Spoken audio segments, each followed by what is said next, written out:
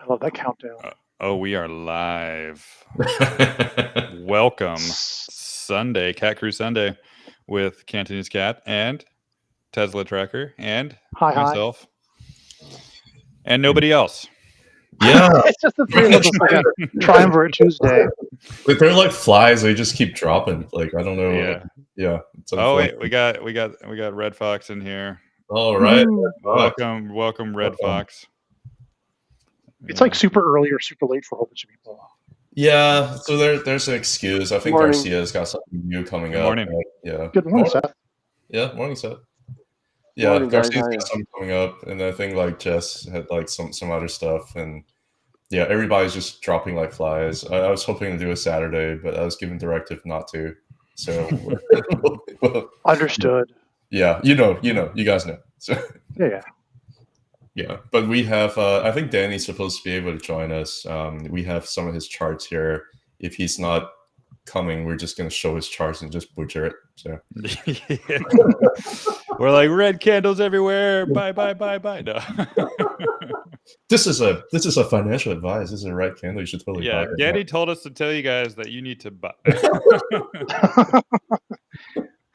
We're kidding. He didn't say that. No, he didn't say that. Yeah. Or did he? All right. So we got a few of us. You guys want to just go ahead and get started? Yeah. Do you have a chart you want to show, Tracker, or? I don't know. Where do you want to start? I could start with anything. We can start with Tesla first, since okay. I think it was one of the stocks that broke through some of its resistance. It's definitely working on breaking out of resistance. Yeah, it's looking hot. So yeah, I can switch over to you if you want to show. Yeah, go ahead and switch on over. Okay, I'll show you my longer view and then my shorter view. The longer view is when I say we are here, we're actually right here around this 240, 241 zone. But when I look back at this this fractal, this previous consolidation pattern we had, it seemed so minuscule compared to what we had to endure like the next few years here. But it also had a triangle where it goes up 1, down 2, up 3, down 4, then up 5, and then it broke this was sort of previously the top of the triangle resistance trend, and then it pushes it out, and then in this case it went over it and then came back and touched the triangle again before it went sideways a little bit and then broke out like crazy tremendously. So I wonder if we'll see exactly the same thing or like just a flavor of that. But yeah, you can see sort of like a double bottom. Here, let me get really close. So these are all weekly candlesticks. And if I just get this out of the way, you can kind of see right here where the week of July 6th and the week of July 19th, it pretty much just double bottomed and then just started to take off. So do we need a double bottom? I don't know. It's a little different this time, even though it looks very much the same. We've got the 1 up, 2 down, 3 up, 4 down. Here's our 1380 low that I called for back in December. And then here's our first really strong looking breakout of this long resistance trend up the top here. And then after we hit 271, it like ran right back into the triangle again, which was terrifying and probably enough to get a bunch of people to sell. And it maybe just worry a little bit about maybe it going back down here to touch the bottom, but it hasn't. It's gotten back over the top again. So it really does look more like this triangle back here, where it never went back for a third touch of the bottom. We have 2 touches and then it breaks out, 2 touches, and it seems to be breaking out now. So, and then what? Then it had like this double bottom right there inside the triangle. Could we get a retest of 185.41? It doesn't really seem necessary. And Matt will tell you from his charts that it's highly unlikely. And I feel good about this. Let's see, if I go to a daily version of this, we got this breakout the second time. Well, actually, there's a bunch of wicks above. right on the daily chart. Here's the 271 high, drops down after trying to come over the top of it here, drops down to that 182 low, wicks up, then closes below, wicks up, closes below, comes down to 202 something. This almost looks like the double bottom right here, where it kind of like hit this 210, went up, way up, came back, hit 210 again. Actually, I think it was a slightly higher high, September 6th versus September 4th. And we're up and out again. So I'm really prepared for this just to keep on going. I'm always looking for shenanigans with Tesla around here. So I bought in on Thursday and I rode it on up, and then I sold out on Friday and watched it trace back. And so Monday, either we'll get it's kind of dumb, but a lower open or higher open probably. And probably I'm leaning towards the lower open. I'll buy back in, and I'll just ride this on up, and then let's see if we can get a new higher high than that 244.24 that we had on Thursday. But yeah, I'm prepared to see this go up. My technical analysis calls for the next price target on the shorter term should be 289.68 off of this 138.80 low to the 271 high to the 182 higher low. Takes us to a first wave expected of the 76.4% fib extension of 289.68. And then after that, the TA for this usually calls for a retrace all the way back down to 38.2 at 214.24. And that would be a really nice, it would be awful. It would be painful for people to see that, but it would look a lot like this touchdown here, right? Where back in this old triangle from 2021, it kind of came out, it hit it made a slightly higher high, then ran back down to see the test support again. It came right to the top of that resistance angle. So maybe that's what we'll get right here. This from a 289.68 back to 214.24 gives us a tremendous trading opportunity, and maybe just a little bit lower to test back to the top of this resistance angle from the old triangle, and then absolutely like melt your face off, rip up. The TA in 5 waves goes to 411.72, but Tesla is also known to sometimes correct up in 3 waves, and they're much more violent. So the A, B, C we could get could just blow right past 411 and go for this 458.33. So that's it. I've got a bunch of targets on here because we're even 47. Yeah, I got a bunch of different ideas about how things could go. If it goes up in 5 waves, then we'll see 345, then a shallow back to 314, and then up to 458, or a violent ABC up, which takes us to more like 47, maybe even, 497, something like that.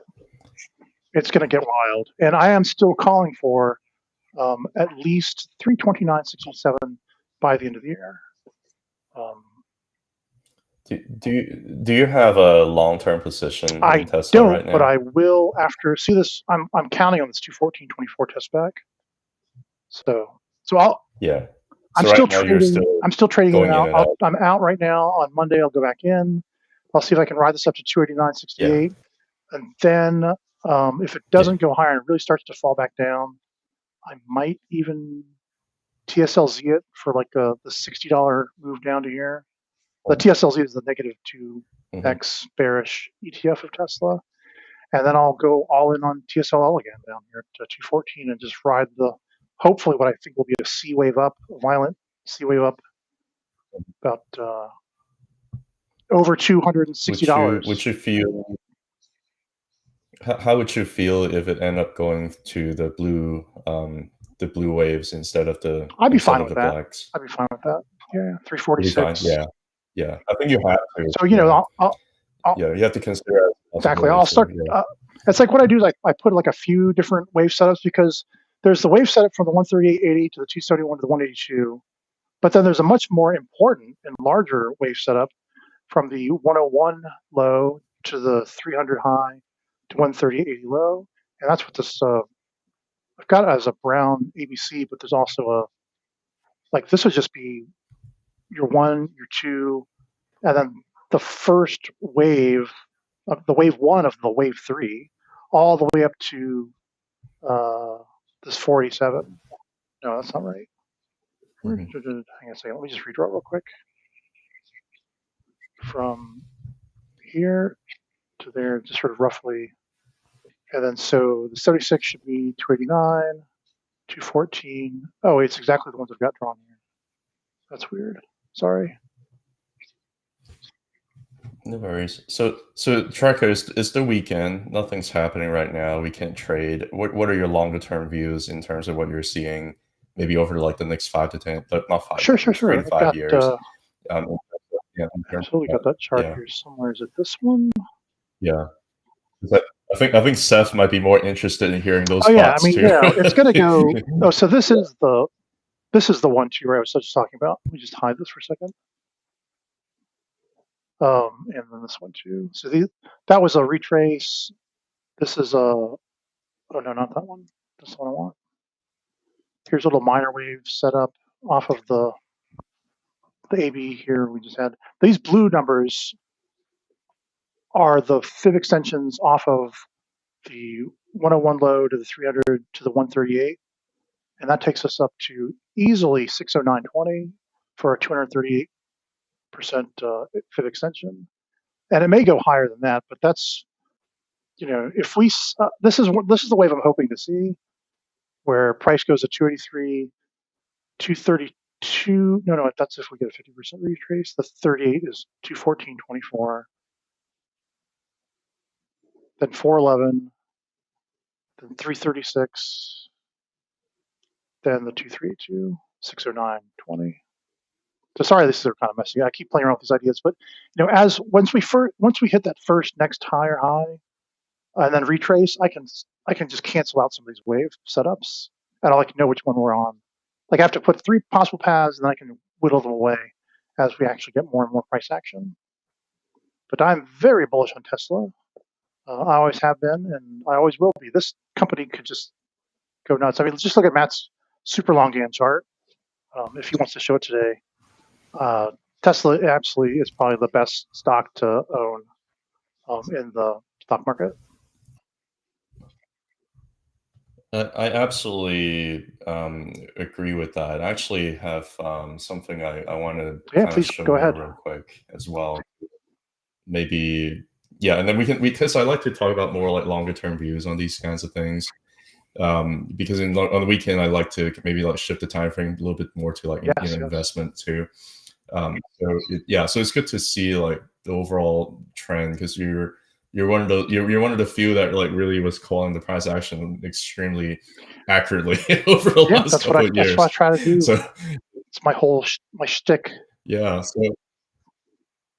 I think it's good to see, because I know you also follow like Danny Lee, and he's still calling for like 170s, and I'm not sure. I discovered Danny when one of my followers brought him to my attention. It's like, oh my god, this guy's he's doing exactly the same way I do. He's getting the same targets and everything. Yeah, it's just that he's really weird. He's still you can somebody, I think people were like tagging me in some of his posts too, and I'm like, you know what, like you should debate him. I'm like, that's what he's saying is valid though. It's like it is a possibility. It's not like what I say is like superior and it's gonna happen. No, like of course that's a possibility, but I just Danny he's very focused on that same setup I was telling you guys just a few months ago, where in the triangle it goes up, down, breaks out to the upside, and then fakes it out, and then breaks out to the downside, and everyone like thinks the world's ending, and then it shoots up. And so he's still looking for that. But I don't know why I didn't see it before, but after I looked at this triangle, I said, well, it didn't happen back then. It only touched the bottom twice, and so why would it not? Why could it not do the same way this time? So there's no reason to not be bullish while we're on the upside of the triangle. And only if it goes back into the triangle would I say, well, maybe Danny's right. But right now, why not bet on it going up? I mean, I go by a few things. Like the stock market has gone up a lot, and Tesla is one of the laggards. The global liquidity is going up, and you have to kind of think about it in consideration too. Well, I also think that the earnings have troughed. Like, to be completely honest, I think it probably was just the numbers are terrible. The guidance is not great, but I think it's probably troughed. The key thing is like elite waves. You have different alternate counts. Like everybody has to understand that it's not deterministic. It's more probabilistic, right? Like you if you do elite wave, you don't have alternate counts. Like, you're doing it wrong. Yeah, I don't have a crystal ball. A lot of people accuse me of being, some Right. sort of prognosticator and, lying about being a prognosticator. I don't try to be a prognosticator. I don't try to tell you I know exactly where prices go next. I just say these are where I think it's most likely to go next, and if I'm wrong about that, then this is where it's going to go instead. Yeah, it's probabilistic. Like, I think people have to understand that, and there's nobody really knows. Like, if we know everything, then there'd be like tons of trillionaires out in the world, but we don't. So, but yeah, I think if you want to share my screen, I just want to show us a couple of things here real quick. First of all, I did a little bit of a GAN. I did like 360 and 5 on the monthly, and it lines up. And I basically just do like a little bit of FIP extension level. 1.618 is right around 600. It's Ooh, that's like the level I had. I can totally see it. Yeah, I can totally see it hitting the GAN arc right there, and look at like how nice the market symmetry is with these numbers, right? Like, I think the GAN I have probably would look different from Matt's, because Matt also has like the powerful linear charts and everything else, but when I just put in like the standard number, I'm not trying to fudge it too much. I'm seeing like a very, very similar thing here. I mean, you're going to get resistance here at 400 because it's a pretty strong resistance level, and it's also like the previous all-time high, so you can get some resistance there. But I totally see it going up to like 600, 1.618, hitting the arc by like 2026. I can see that too. So maybe some confluence there. The number I had was 609.20. Yeah, pretty close. 607.74, pretty close. Yeah, and this is like a higher time frame too, because I'm doing it from like the all-time high to like the cycle bottom. So yeah, it's a lot. It's confluence, right? The other thing too, like, you think about where you're at right now. You have the 20-month moving average curling up. And the last 3 times when it does that, and price is currently above that right now. Who's got some noise on the background here? I think that's Danny. He just joined. Anyway. So Danny needs to mute his mic. Danny's got some freaky children. It sounds so lively there. Yeah. Anyway, yeah, hide your kids. Anyway, you got the 20-month moving average kind of curling up, right? So and price is currently above that right now. Currently, the last couple of times this has happened, Tesla went up a lot. Tesla went sideways, for another couple of years, when this happened over here, and then Tesla went up a lot, right? So you really have 3 data points here in terms of what this could do. Either way, it ends up Tesla going up a lot in the short term, right? Either way, it ends up Tesla going up a lot in the short term. So I cannot be like deterministic and say it's definitely going to hit 600 by like 2026, just like trackers. I think the probability is that the next 6, possibly 12 months is going to be pretty nice for Tesla, is kind of what I'm seeing. I can extrapolate a little bit more on that, but that's all I kind of wanted to share today. I'm not bearish on Tesla. Like, there's nothing for me to get bearish on, and I think like Matt's also already have shown you, talk about in his videos a lot. Basically, it's back inside the monthly Ichimoku, and it's looking like the top part of Ichimoku around maybe 280 tracker, maybe around 280 is going to be a little bit of a magnet here, right? So yeah, so that's another level of confluence. But regardless, I think this is just like a short-term view. I don't think it really matters all that much in the long term. And I know like Seth is very, very bullish overall. Yeah, I'll just say real quick, if Tesla doesn't pull any shenanigans and the price suddenly takes a dive, it's just a buying opportunity. There's absolutely no chance of Tesla going to 70 or 80 or 0. Tesla is going the up direction only, and any wick down is just temporary to shake people out. buy it. I would say the chance of Tesla going to 60, never say never, right, Tracker? I would say the chance of Tesla going to 60 would be like me marrying Matt. I think that. Yeah, there you go. So you're saying there's a chance? I'm saying that there's a chance. That take a lot of things to happen before that. Yeah, there are a lot of changes in the world that would happen before that happens. Well, before we bring Danny on with his TA kids, apparently somebody was saying that on the chat. Oh, that's great. They were saying, was that Danny's new TA kids in the background? Yeah, possibly. And yeah, so I'm just going to show my linear scale again, and the probability that I'm seeing now that things will even go lower than this blue angle, I think is getting less and less now, because there's so many back tests that already happened now, and this arc right here on linear scale was a super big resistance, and you got that V bottom already, and you maintained it throughout these 3 weeks right here the whole time, and then it just launched above. So I think that back test of this arc already happened. So a breakout back test, and now things are looking like it wants to go higher. So my thoughts are this 230 level right here is probably going to be a pretty good support now for Tesla, and it could wick below a little bit, sure, but I think it's going to maintain that. And especially when you add on the 200-week moving average up there, it closed the week above too. So I think what we're really looking at is something that has the potential to go up to the next set of arcs where that was a resistance as well, and that's going to be basically right there around next week, could be like 275 or so. Then depending on time, could be the low 270s, high 260s. But after that, it'll be probably a direct shot maybe to the orange level again, which is around 360. The great Matsby is calling for a double top. A double top, yes.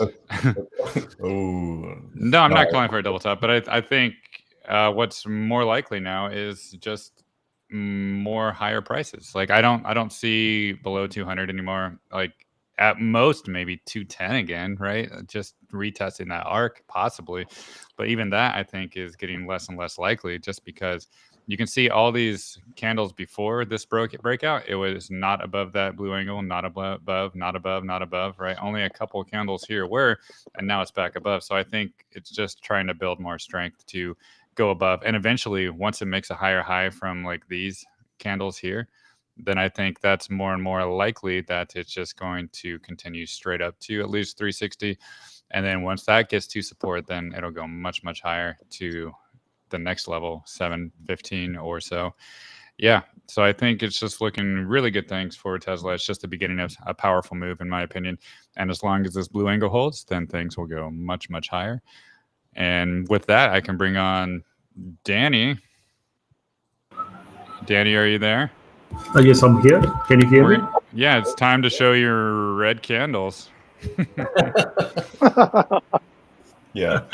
You ready? You excited about it?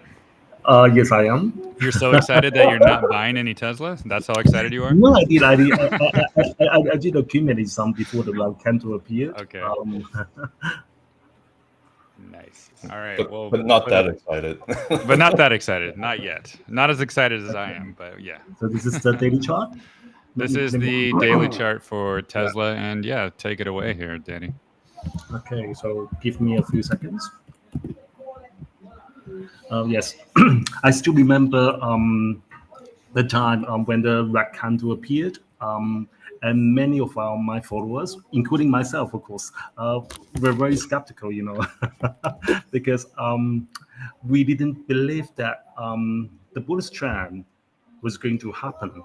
But of course, looking back, it did, because it had risen a lot since the last red candle appeared on the daily chart. And if you take a look at, so I would like to focus a little bit more on the weekly chart. So Matt, could you please do me a favor?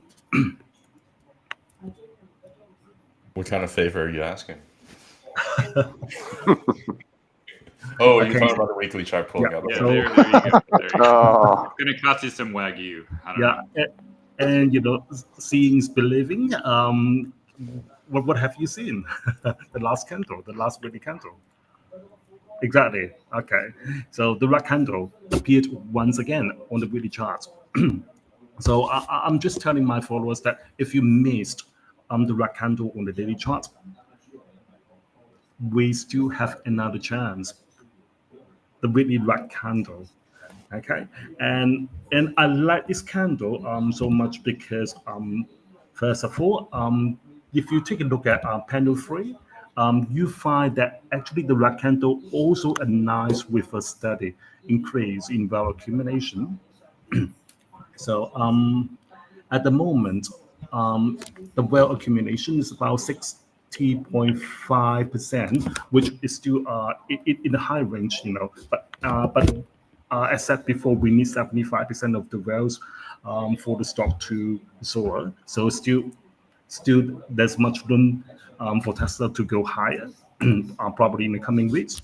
And another thing which I would like to highlight is the decrease in the retail accumulation, the green bar in panel 3. So you will find that this red candle actually is going to play out. I think given more weeks, it's going to play out nicely.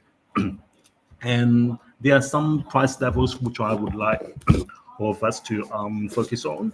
And for this red candle to play out nicely, we need the weekly close above 244.24 cents. So 244.24. And the next strongest resistance level in my panel 1 is around 249.53. So let's round up to 250. So that would be another strong resistance level we need to keep an eye on.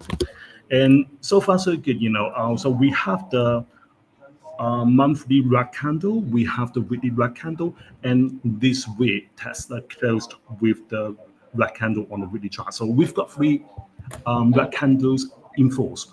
So do you agree that maybe 230 it's not going to go below 230 anymore either? Do you have that? I think everything could be possible. There might be the possibility of backtesting the previous support levels again. So we don't know, but if it really betrays to 230 something, I think that provides us another buying opportunity. Yeah, but I'm just seeing more and more likely that it's going to hold above 230, and I don't know if your charts are kind of seeing the same thing, because I think people are waiting for lower, and the whales are not going to let them get back in, and I think that's more likely. Just like Palantir, people are like, "Oh, it's going back lower," but no. It didn't, but we'll talk about Palantir a little bit later. But yeah, the retail sentiment is very easy. Every one of us wants to buy things at the very bottom. But then when the bottom is there, they don't buy still because they're afraid. Exactly. So when they reach the bottom, they don't buy. They just wait for a lower price, which is out of the question, Yeah. In the Buddhist cycle, especially. So I think, I like the Buddhist trend from the short term, mid term, and also in the long term. So I think everything is going to play out nicely. Well, are you going to do anything about it, Danny? Yeah, are you going to buy? Buy.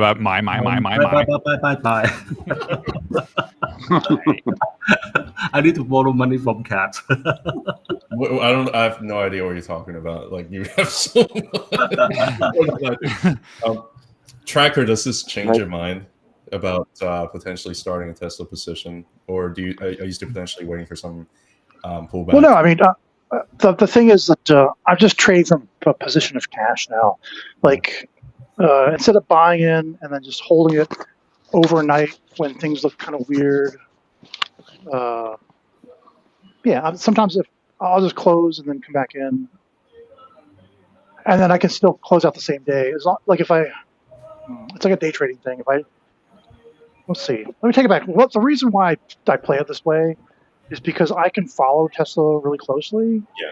Not everyone is going to be able to follow as closely as I do. Yeah. And I kind of look at it as like there's the one way of just taking Tesla from, riding it from 140 up to 400 again.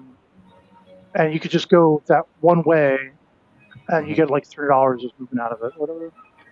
But if you can track it up and down and up and down and up and down, there's so much more value to be squeezed out of all that volatility. And that's what I attempt to do with my trading. I'm greedy. I'm trying to get more than just buying at the bottom and riding all the way to the top once.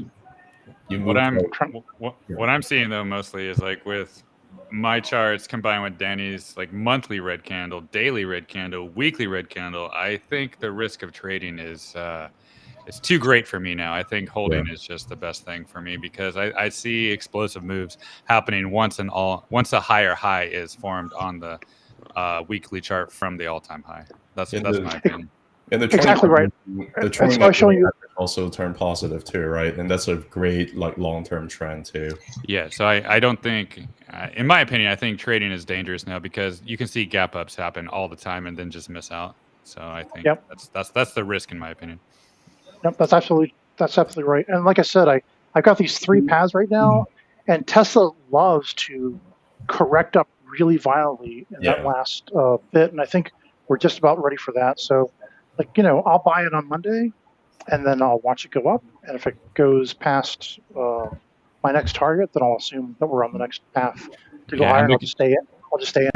And look at the weekly retail. It's at 3.90, right, Danny? Yes, like this is something which I would like to like never happened before in like the past year or something. Yeah, this is the lowest since 10th March 2023.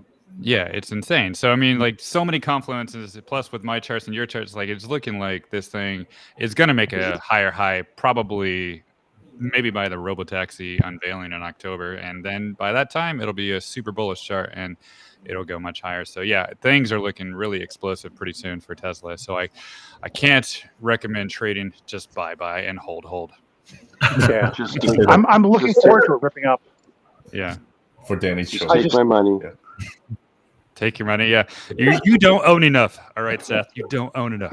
I don't own enough.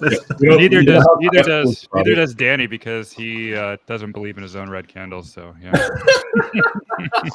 No, but I think there are different ways to play it, right? Like with Tracker, he moves like water. He follows the stock very closely, and like once he sees something, he's gonna get in. But he wants to right now. He wants to take the car and like go around to different gas station. Take road trips, go around and have fun. And you can I like to change lanes at the grocery store. Yeah, check it out. Yeah, you can get a lot of value out of it. But ultimately, I think if he sees, I got to be there, at like 5, he's gonna get in the car and he's gonna go straight up. Like I don't think there's any problems with that. But I know Seth feels very strongly about just buy and hold, and Danny, I see other opportunities which we're going to talk about here in a little bit. So I can also understand that as well. But but I know how Matt feels about it. I also feel like at this point I might stop buying Tesla shares. I've been buying like a couple of shares every week. I might stop buying Tesla shares maybe when it gets to like 250 or above. I just think that right now the risk is getting a little bit elevated, but it could go up a lot higher. I'm just going to look for other opportunities. So I don't think there's a right way to do it, But Seth, do you have anything to say about all this? You said just buy and hold, take your money. Yeah, just take my money. Please take it all. I'll take it. Yeah, you can I'll give you my Venmo or something. You can just send it over there. Yeah, I'm sending it now. Yeah, I've been in the stock for a long time. I was a big buyer when the stock dipped down to 101.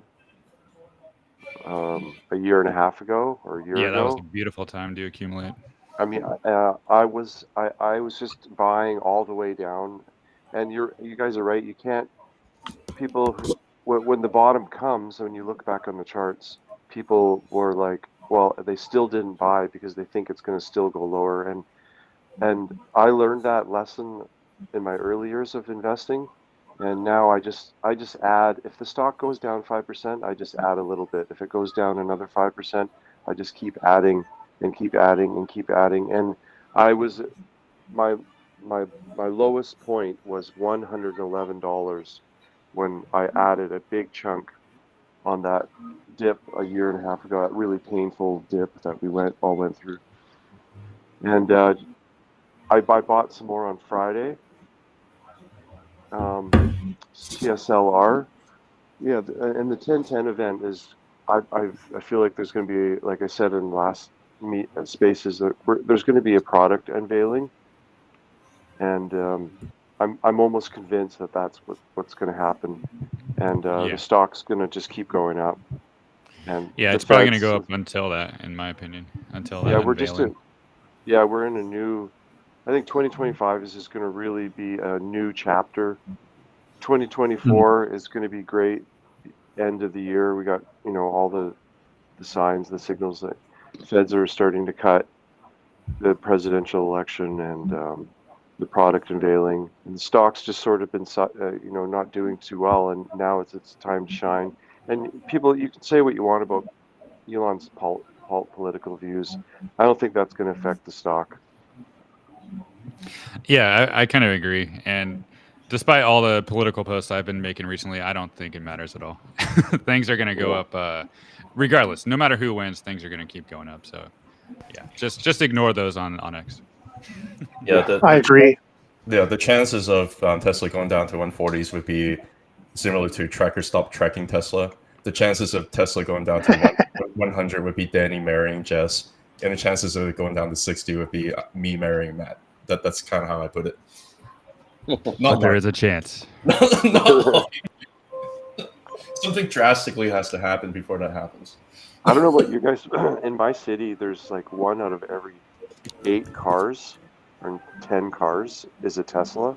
It's incredible. Yeah, and my brother lives in Orange County, and like when I went to visit him, like I swear I saw like 5 Cybertrucks every single day too. Yeah. Oh, that's so cool. Yeah, Danny has a Tesla. I might be looking into buying one. I mean, it's just I don't go out a lot, but when I do drive, I like count cars. And here in Durham, North Carolina, about it's 1 in every 30 cars is a Tesla, and it's going up like every time I go out. Yeah, it's even more in my city. I live in Vancouver, and it's just incredible how many Teslas there are here. It's wild. And I think with the new product unveiling, it's probably going to be a cheaper compact car, maybe a 2-door sedan. And we'll see what that will probably be built in Texas and Germany.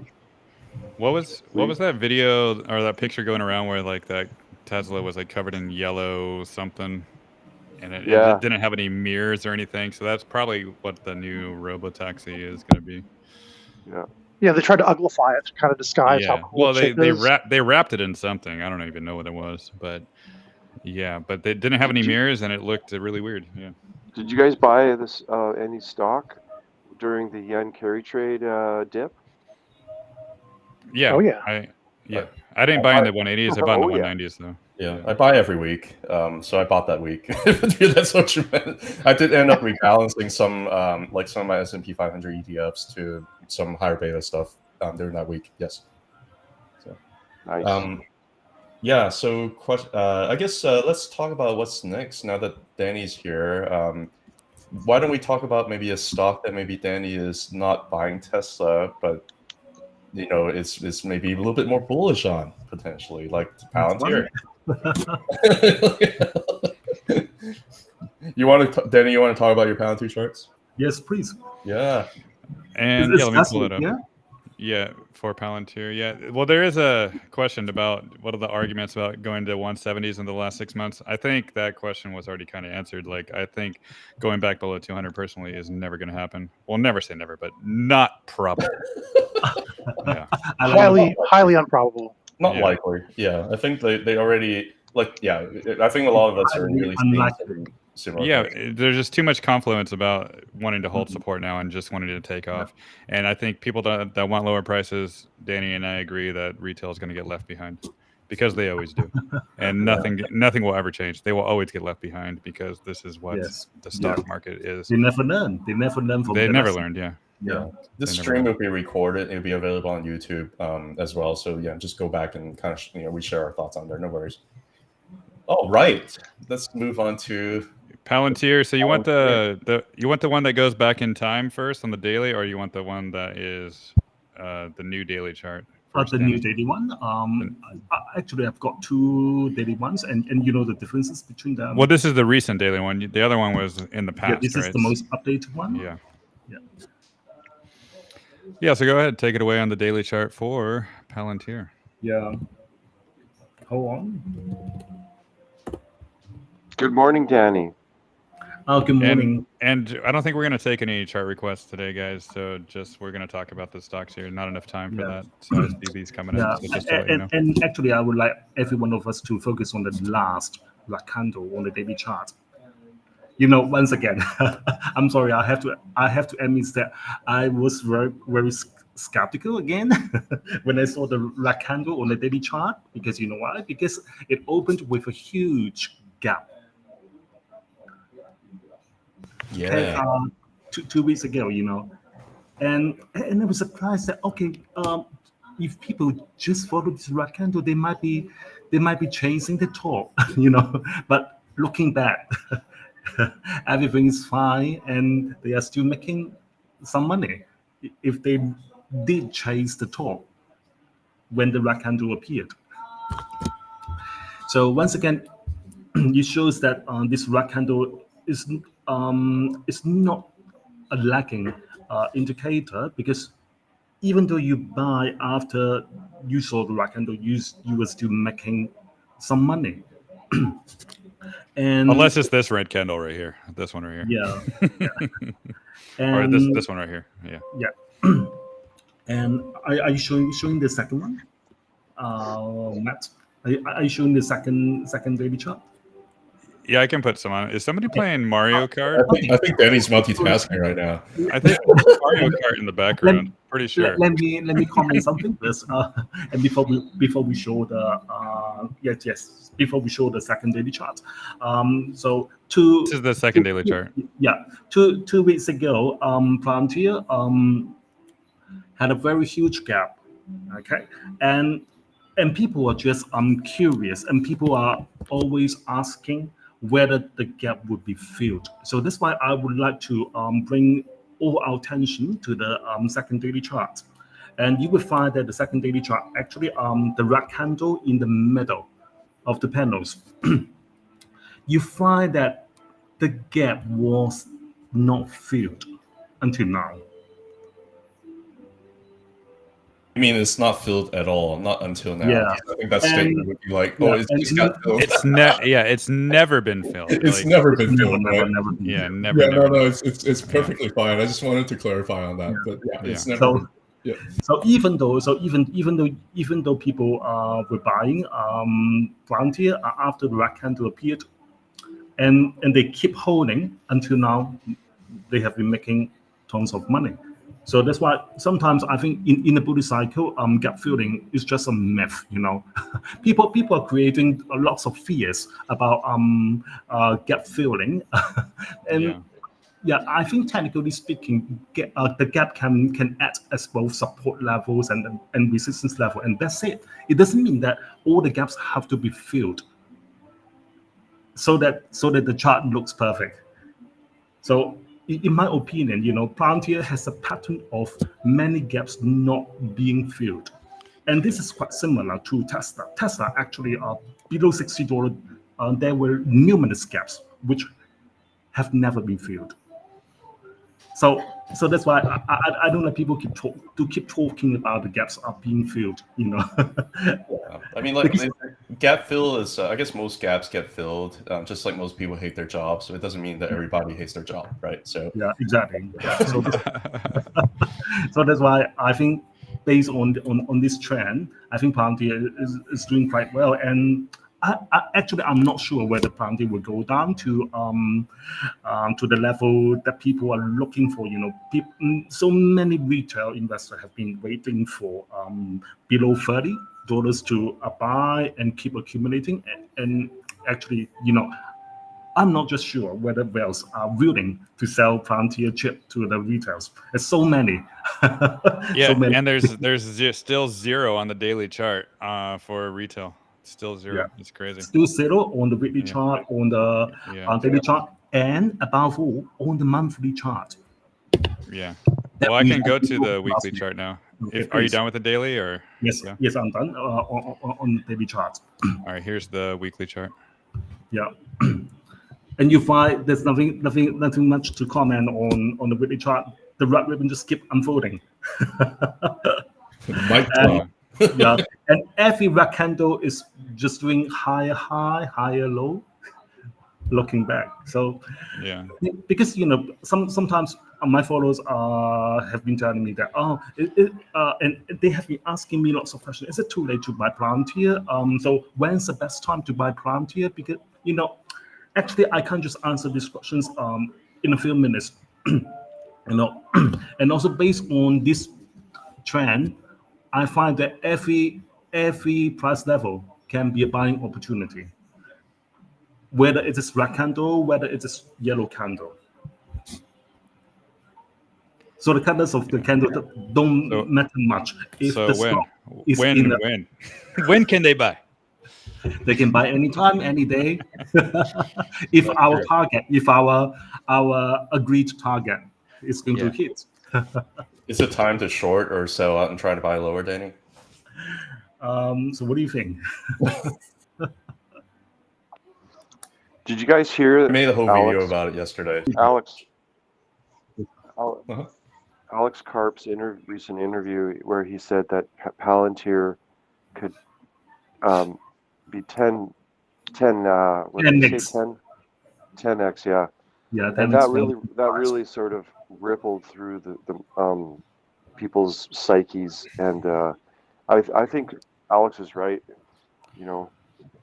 Palantir go much higher. We got confirmation with Jim Cramer too of him saying it's a meme stock and saying that it's not real, no real value. So yeah, we got confirmation with Alex Karp and Jim Cramer that things are going to continue higher.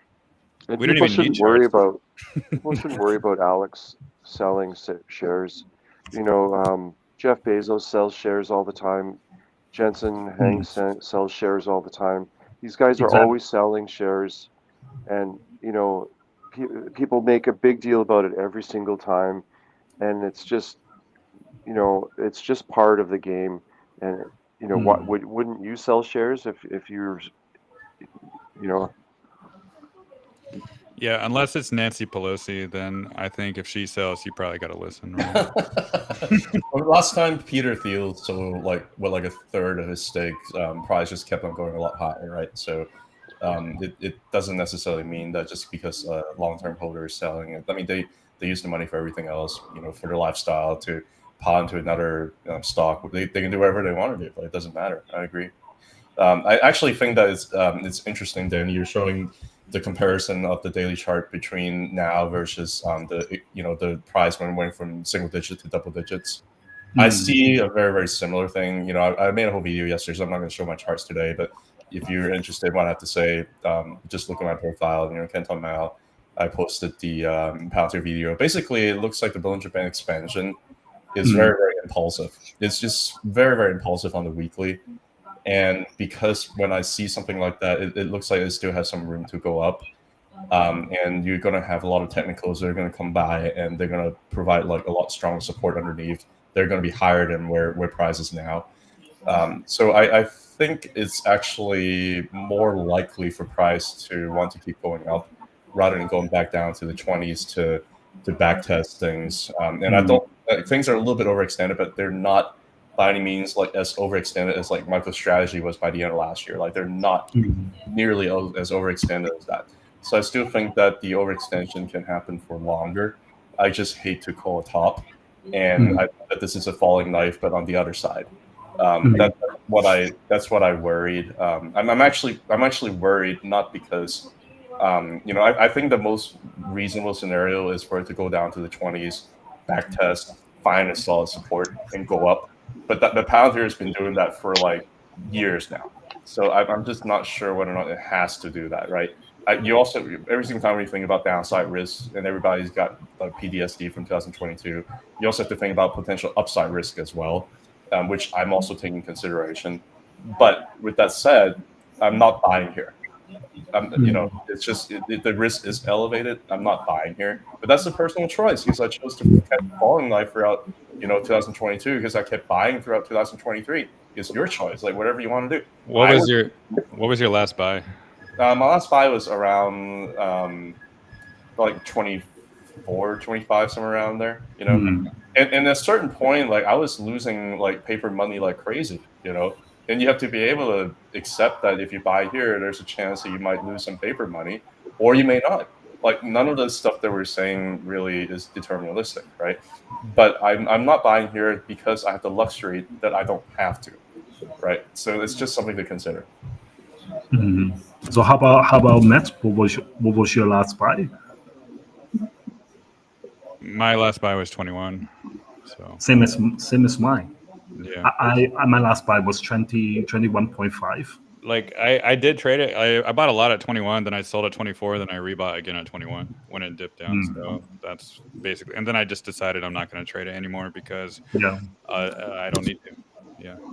But you know that this one thing which I keep sharing with my followers: trading helps you to make big money, but finally it's investment which helps you to create generational wealth. Yeah, that is correct. Like trying to time the market is really, really difficult. And I think well, sometimes I think people are silly, you know, trying their very best to time the so-called bottoms, you know, and then and then try to sell at the very top. I think it gives us so much pleasure. Yeah. And I'll add this too. Like, you know, sometimes I catch falling knives because I see the price could potentially decelerate to the downside. You know, and I still call them a falling knife because even though I see like bullish divergences, things like that, I'd be like, okay, I think it's okay to go in. There's no guarantee that it's at the bottom. I can go in, I can try to catch the bottom. I'm not calling it the bottom. I understand that there's some downside risk. I can do that. For Palantir right now, if you invert the chart, I'm not asking you to, Matt, but if you invert the chart, I would not catch this falling knife. Like, I would not catch this falling knife because it's so parabolically going. Yeah, it's like I would not catch this falling knife. Like, why would you want to try to catch this falling knife? Yeah, see, if this is inverted, I would avoid this stock. So if you do it the other way, then just avoid it the opposite way. That means just hold on to your shares. Yeah, and it can certainly have some pretty brutal correction, right? Because things can get overextended for a while. But like, I would not short this. Like, it's just. Well, my log GAN is kind of telling me that too. Like, once I saw this weekly close above the angle, I'm like, okay, this is probably going to maintain that support. And sure enough, it even closed above the ARC now. And you know what sits above? That's $40 level, $41 level. And you know what that is on linear scale?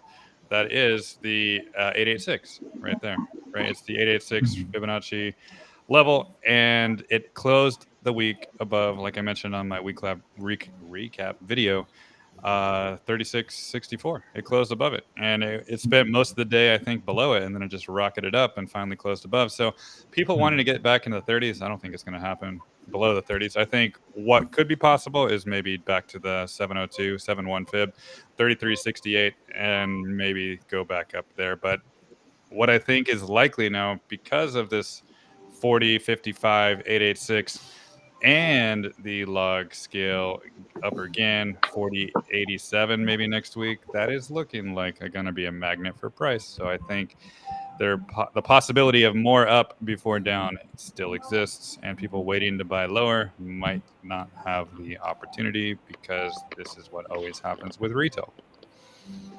Yeah. And also probably in July or August, I can't remember exactly the date, and I share my monthly chart, and I also mentioned that there are not so many resistance levels after 25.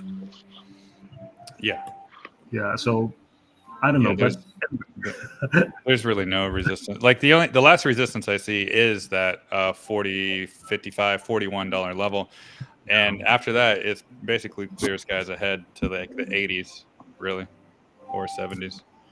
So I think this is looking like a massive move could happen, and if it just followed this angle as support, that means $100 by September of 2025. So basically, exactly 1 year, it'll be $100. So we'll see if that happens, but that's a possibility. So probably looking back, the red candles, the yellow candles, they don't matter. No. Yeah, but there's still a weekly gap for Tesla at $55 though, so maybe that I would get there. I think there's one around like $13 too. So we're making babies. Yeah. I'll just say that. Yeah, go ahead. Sorry, if you ask about that's okay. I'll say yeah. everything that Matt just said about Palantir is exactly confluent with what I've got here as well. I was calling a top with my 76.4% extension. It's 3682, but then we closed above that last week. So the next fib that I've got higher than that would take us to the, well, to be 3894, or like Matt Scott, that 886 at 3945. Somewhere right around that 39-ish. Yeah. And then if we do go higher and we do strike that 39-ish, then I'd be looking for a pullback to maybe $34 at the lowest. And then from there, it goes from 34 to like 46, 40, almost 47, really.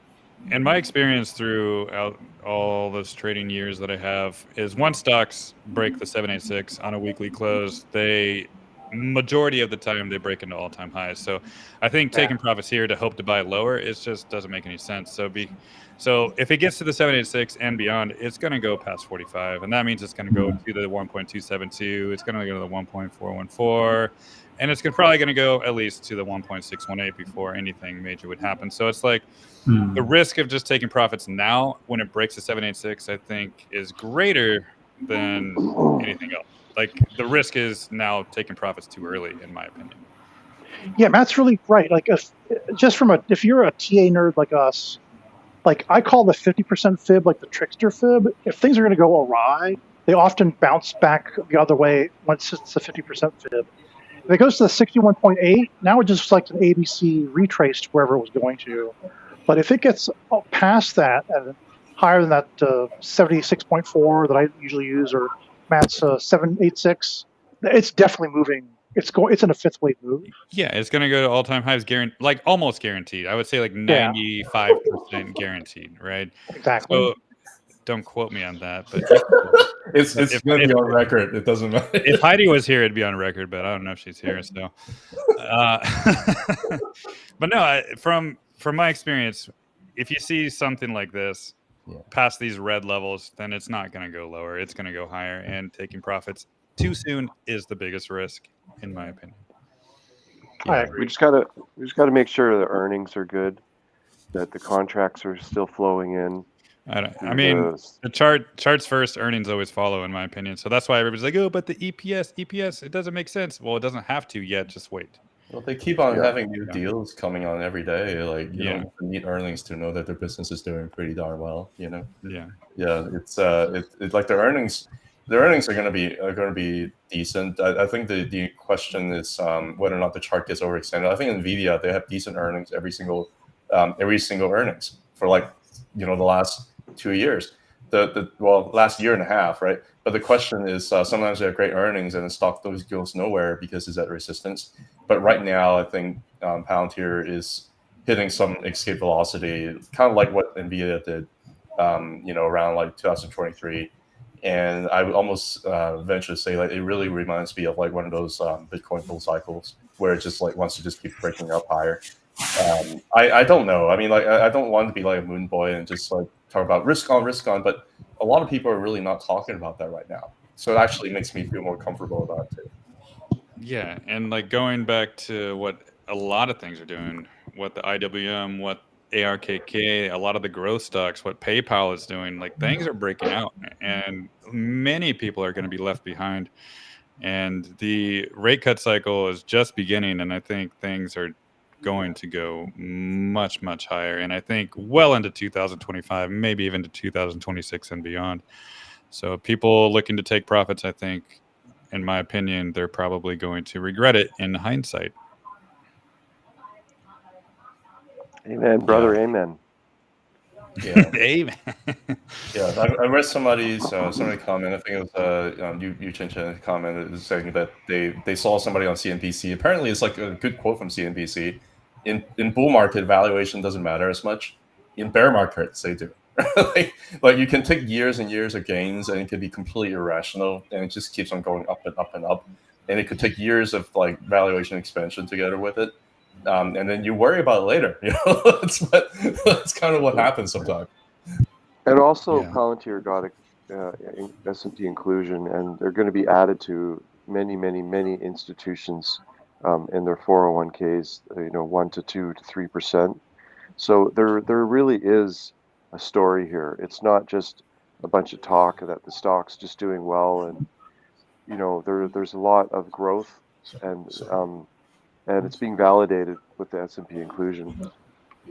Yeah, I think a lot of people are worried because they're looking at CrowdStrike. They're like, yeah, it got added, and next thing you know, the price just like plummeted. You can say the same maybe about like Airbnb and things like that. But if you look at those stocks like CrowdStrike, it ran up straight for like a year and a half. It's back at 300 though. Yeah, and it's going back. Like I think that was the thing. I think it needed to flush because a lot of times you just need to deleverage. And right now, I don't see the need to really deleverage Palantir because, like, I'm honestly, I'm not sure, like, how many people are really degenning, like, with calls, like, is Wall Street Bets like full of Palantir posts right now? I don't know. I mean, but anyway, yeah, these are all short-term stuff. We could all be like very wrong. Could go down to $25, and I'd be very happy buyer there. Like that's gonna be like what I think. So. It's funny, the stock trades like it'll dip down 1 or 2% and get bought back up daily in the last month. Because they're not letting retail back in. That's why. Yeah, and I've been trading it with PTIR when that ETF came out about 3 or 4 weeks ago, and I hold all my calls on the stock, but I've just been trading with Palantir ETF, PTIR ticker. Somebody doesn't like how that Super Mario Kart game is going there. You know who it is. No, I had to mute Danny because he was knocking around chairs in the background. So. Yeah, mute Danny. But now, you see how quiet it is now that I muted him? It's crazy. Now speak, Danny. Oh. Is Danny at a karaoke? Yeah, maybe. Maybe he's still eating his Wagyu. No, I think his brother's probably playing Mario Kart. Anyway. Well, we can move on to MicroStrategy. Yeah, Danny, you want to move on to MicroStrategy? Are you in, Kat? Am I in MicroStrategy? Yes. I have a small position. Yeah, I end up starting a small position. Yes. Okay. Yeah, but it's not like I already own Bitcoin, and I already have like exposure to the whole crypto space.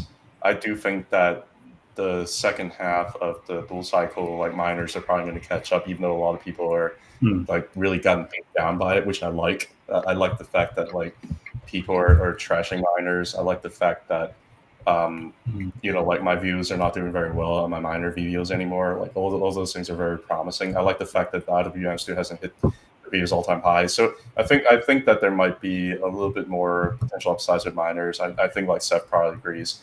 But with that said, I also am still very bullish on MicroStrategy. I have a small position. I also have a small position in Coinbase. We're going to talk about that in a little bit.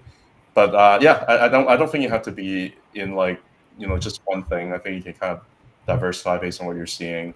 But yeah, I like it. Thanks, Kat. It's really a good time. Oh. Go ahead, guys. I was going to say just real quick that if you're really into MicroStrategy, there is a 2x bullish ETF for it. It's called MSTU. MSTR. MSTU. Yep, there's also an MSTU. That's the 2x. Yeah. Leverage ETF, I guess. Yeah. Yeah, that sounds like an insult, like MSTU. Like, okay, fine. MSTU. No, really, MSTU. Like, okay. Anyway, Danny, go ahead. Okay, so I actually like the trend of MSTR because I think the last red candle is in play, and also the blue ribbon is tightening. So which suggests that the bullish trend is coming. And also, MSTR has spent a month moving sideways between $100 and $150 without any breakthrough. So I think the stronger resistance level I can say is around $145 on my weekly chart. And this is the daily chart actually. So Matt, could you please help me to move on to the weekly chart? So Yes. So on the weekly chart here, we find the longest blue bar in panel 1 is 143. So 143 to 145 is a very strong resistance level on the weekly chart. And once it breaks above it, then I think the midterm uptrend will start. And on the monthly chart, 170 to 175 will be another strongest resistance level. And so far, I like the bullishness of MSTR on my weekly chart, because you can see the red ribbon keeping expanding, which also correlates with an increase in the wealth accumulation in panel 3. So everything looks fine. And also, as you can see, the red ribbon in panel 1 is tightening, but every time the wealth will just come back, and the red ribbon will just be expanding. And how do I know that whether they will be coming back or not? So very easy. We just look at panel 2. The trend line is still bullish, purple. And panel 3, we find the steady increase in wealth accumulation over the past 3 weeks. And panel 4, panel 5, and these two technical indicators are curling up to the upside. So based on these hints, I think the wealth might be just coming back in the coming weeks, if Bitcoin is going to pick up more momentum. And for Bitcoin, so my guess is that 60, yes, how do we say, 60.5K is a very strong support level for the time being. And if it breaks below, so probably we might be revisiting 59, 58. And of course, we can't rule out the possibility that it might touch how many? Let me see. 50K again. So, but anyway, for the time being, let's not talk about the dip. So, just observe Bitcoin for a while and see whether you can just pick up more momentum from this price level.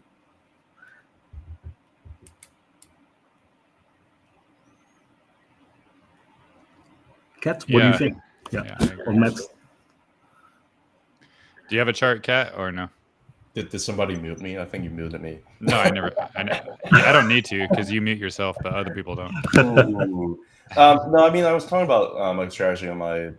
I'm not gonna like show charts. I'm just gonna go over like generalities here. I still think that MicroStrategy for the last 18 months or longer actually has still been outperforming Bitcoin, and this is not something that you would see when Bitcoin has like completely topped for a cycle and we just like down we go. So I think that we still have room to go up. And also one thing that Danny's not showing here that he showed last week, you guys want to go back to last week's stream, he showed the monthly chart of MSTR, and the red candle is still in play on the monthly. And that was not the case back in like February 2021 when it was really toppy. So the red candle is still in play. There's really nothing that is really getting me like that scared. I actually do think that Bitcoin is picking up some bullish momentum here, although it can go sideways here a little bit, and that's just what technical correction is, right? Like you have to kind of do its thing, kind of turn a little bit more like from a short-term bearish trend to a little bit more bullish trend. But I do see a lot of like support coming for Bitcoin, even if it goes down to like 58, 59, 57K or lower. Like I still see like the possibility of it going up from here on out is, you know, more than it going down, I guess. So yeah, I'm not gonna like go into the details of it because that's you know probably not what this chat is about. But yeah, I don't know what you guys are thinking about it. Matt, what do you think? Yeah, I can just pull up some. Yeah, put up your stuff, and also kind of like maybe show us, because a lot of times we talk about like shorter time frame, what to expect. I kind of want to get a little bit more like a higher time frame kind of perspective during these chats too.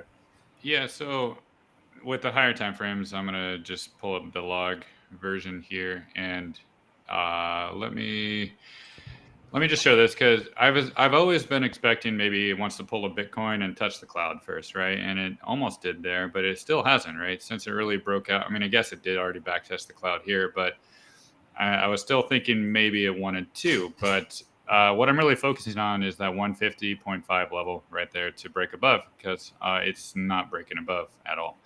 And it did close the week back above 143, which is really good, but it still has not broken above the 150 level. So got to wait for that. If that doesn't happen, then the possibility to go back down to test the cloud, maybe in like the 125s in the weeks to come or so, is a possibility. But that also, I guess, depends on Bitcoin here. And when I zoom out here, the long-term possibility, I'm just going to take this off now. Yeah, we can see in the past basically how important that orange level was in the past, since the 2006 until basically 2020 of COVID. That was like a perfect back test during COVID. And then it just took off, right, to the 45. And now it's going to gravitate to the higher levels here. And I think the higher level here does sit around $300, right? And that could be the next resistance spot once it breaks above 150. And I think that is more likely than not, right? And does it have the possibility to keep going? Well, yeah, of course. But I think throughout all this time here, there might be some resistance from the 300s to maybe like the 800s, right? Might be a lot of resistance there. So it could not have a really explosive move until it gets above all those levels and then clear skies ahead to the 8,000s, right? So I know that sounds ridiculous, but that is a possibility. That could be just many splits in the future too. So would have to rescale things, of course. But yeah, I think shorter term, once it gets above 150, I think 300 becomes the obvious target, really, for MicroStrategy. Yeah, you're talking about the baseline on the weekly. Like right now, I guess Bitcoin to end the week, it'd be in like 10 hours from now. If it closes the week above 69.32, then Bitcoin would be above that red line, the baseline for the weekly. So yeah. I guess it's one of those things. Is like, okay, I wonder whether or not MicroStrategy would just kind of catch up, because it always do. And if you look at a higher time frame, MicroStrategy is still doing better than Bitcoin overall. So it's kind of interesting. I think they're both gonna do well, and I think the whales are still in it, based on what we're seeing on like higher time frame, based on Danny's chart last week on the monthly. So I still think it's gonna do pretty well. Yeah, and if you look at this as well, you can see that it's just battling that 382 level, really, and it's trying to close the week, or it did close the week back above, so that's a good thing too, on log scale. So I think as long as that continues the trend, and maybe that 130 level continues to hold, then the 141. Yeah, it closed the week above the 50% level. And like Tracker was saying before, the 50% level, like if it can keep getting above that, then the things are going to keep going higher. And so that 141 is really the level I'm looking at to continue to hold. Yeah, I don't think people remember how parabolic MicroStrategy has gone from like December 2022 at like $13 all the way to like $200 in like March of 2024, right? In such a short period of time, you've gone through more than 10x. And you've been like basically way outside upper Bollinger Band on the monthly for like several months in a row. This correction is warranted. Unlike Palantir is not that extended actually. Like that's why I'm kind of going back to Palantir too, because like MicroStrategy, this is what happens when things just explode up like this. You have this correction here, but like Palantir is not. I don't think it's like anywhere near as overextended as what MicroStrategy did over the last like year and a half. So, yeah, but yeah, the trend is your friend, and so far, it's just one giant bull flag looking thing that wants to go to 300. So that's basically a double from here. Meow, thank you. Yeah. Tracker Seth, any other thoughts on MicroStrategy? Bullish on Bitcoin, bullish on MicroStrategy. Are you doing anything about these MicroStrategy charts and Bitcoin, stuff? No, I bought some. I think we talked about this before. I bought a little bit of XRP and then a little bit of that Fetch AI. Yeah, that's kind of it for me in cryptocurrency right now. Would you potentially trade, MicroStrategy or Coinbase or anything like that?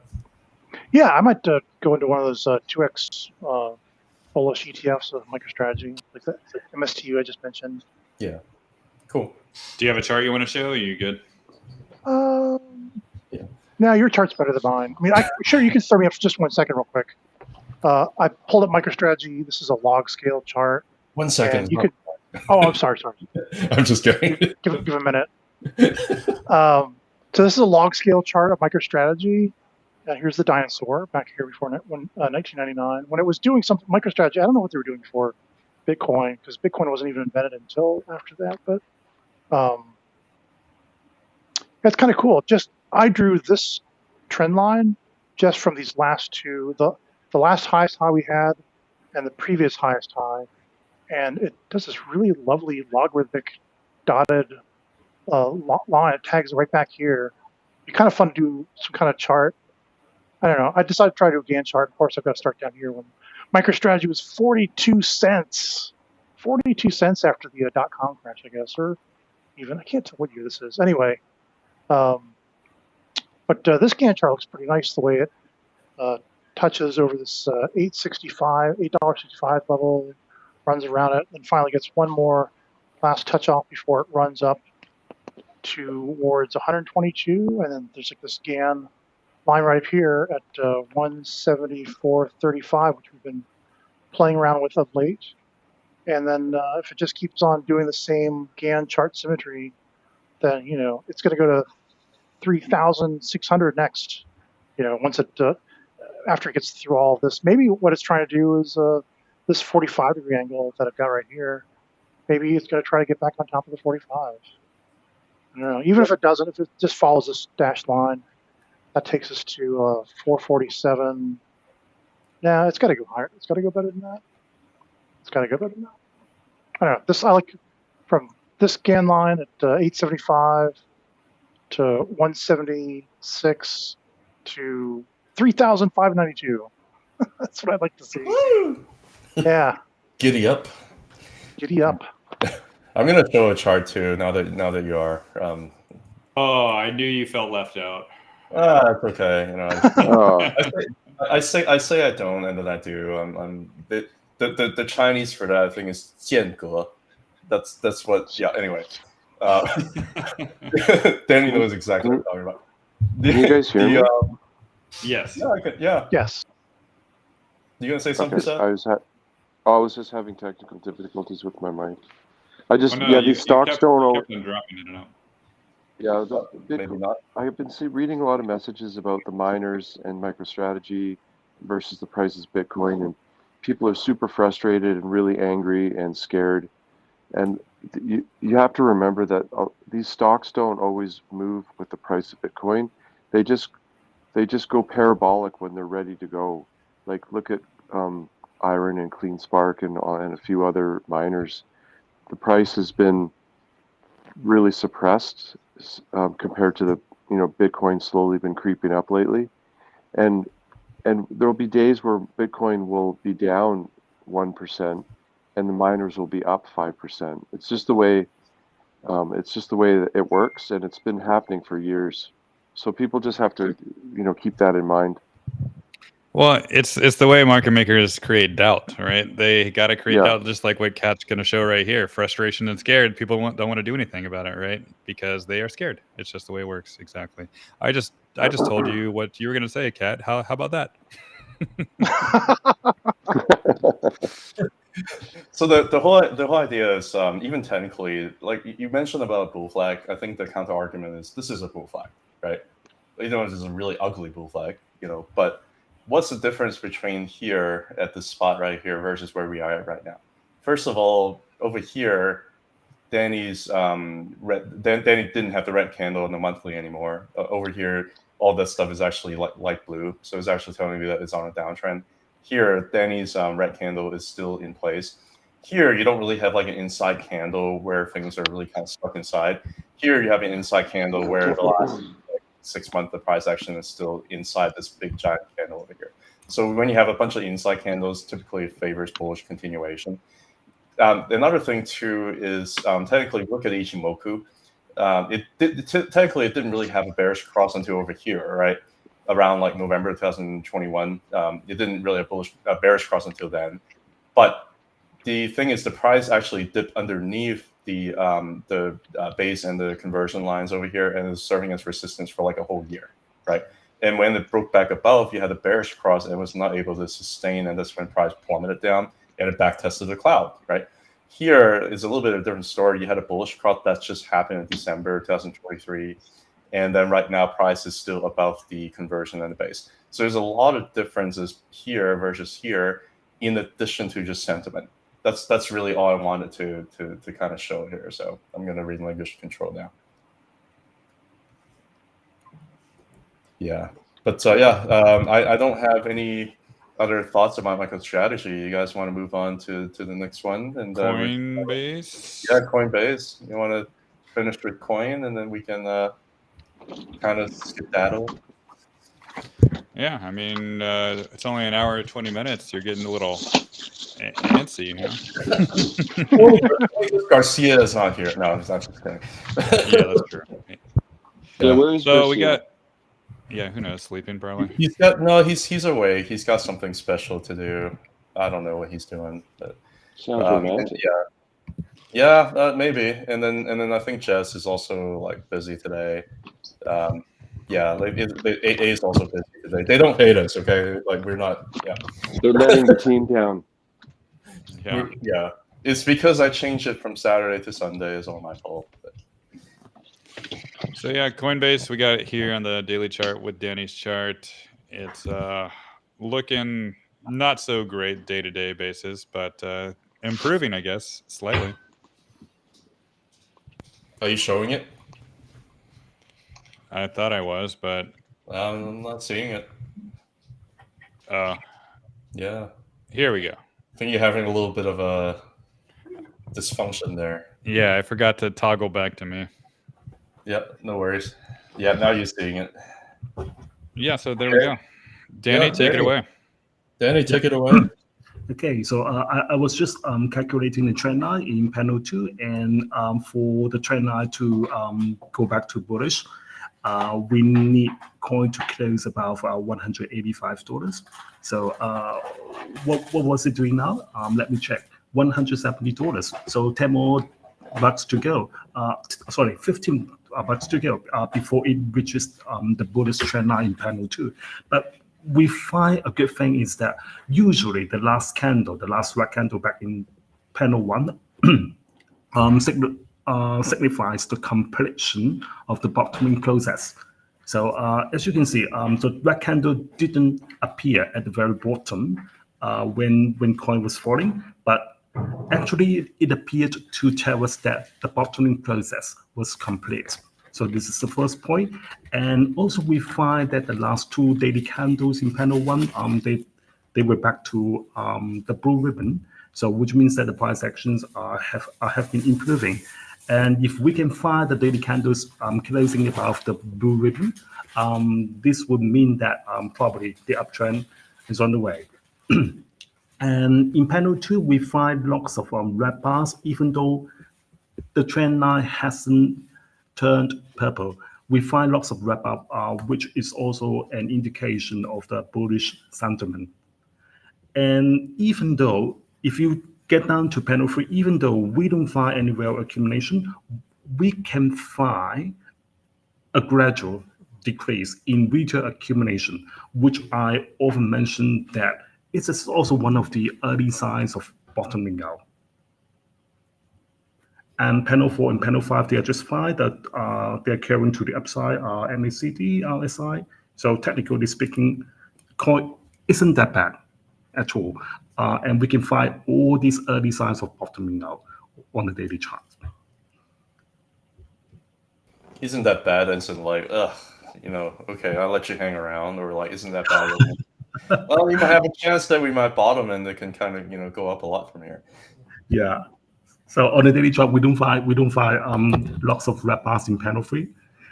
We find lots of red bars in panel 3 on the weekly chart. As you can see, so I would like to focus on the last 3 red bars in panel 3. We find that the wealth accumulation has been picking up. Okay, and yeah, it's almost over 75%, 73.05. Yes, yes, 2% to go. Yeah, and then it's moon, right? Moon time. Exactly. So, yeah. So, Matt, you're a very good student. We need 75% of whales. You always remember the rules and regulations. Oh, I remember what makes me money. That's right. Exactly. The rules bring us money. And if you go back to panel 1,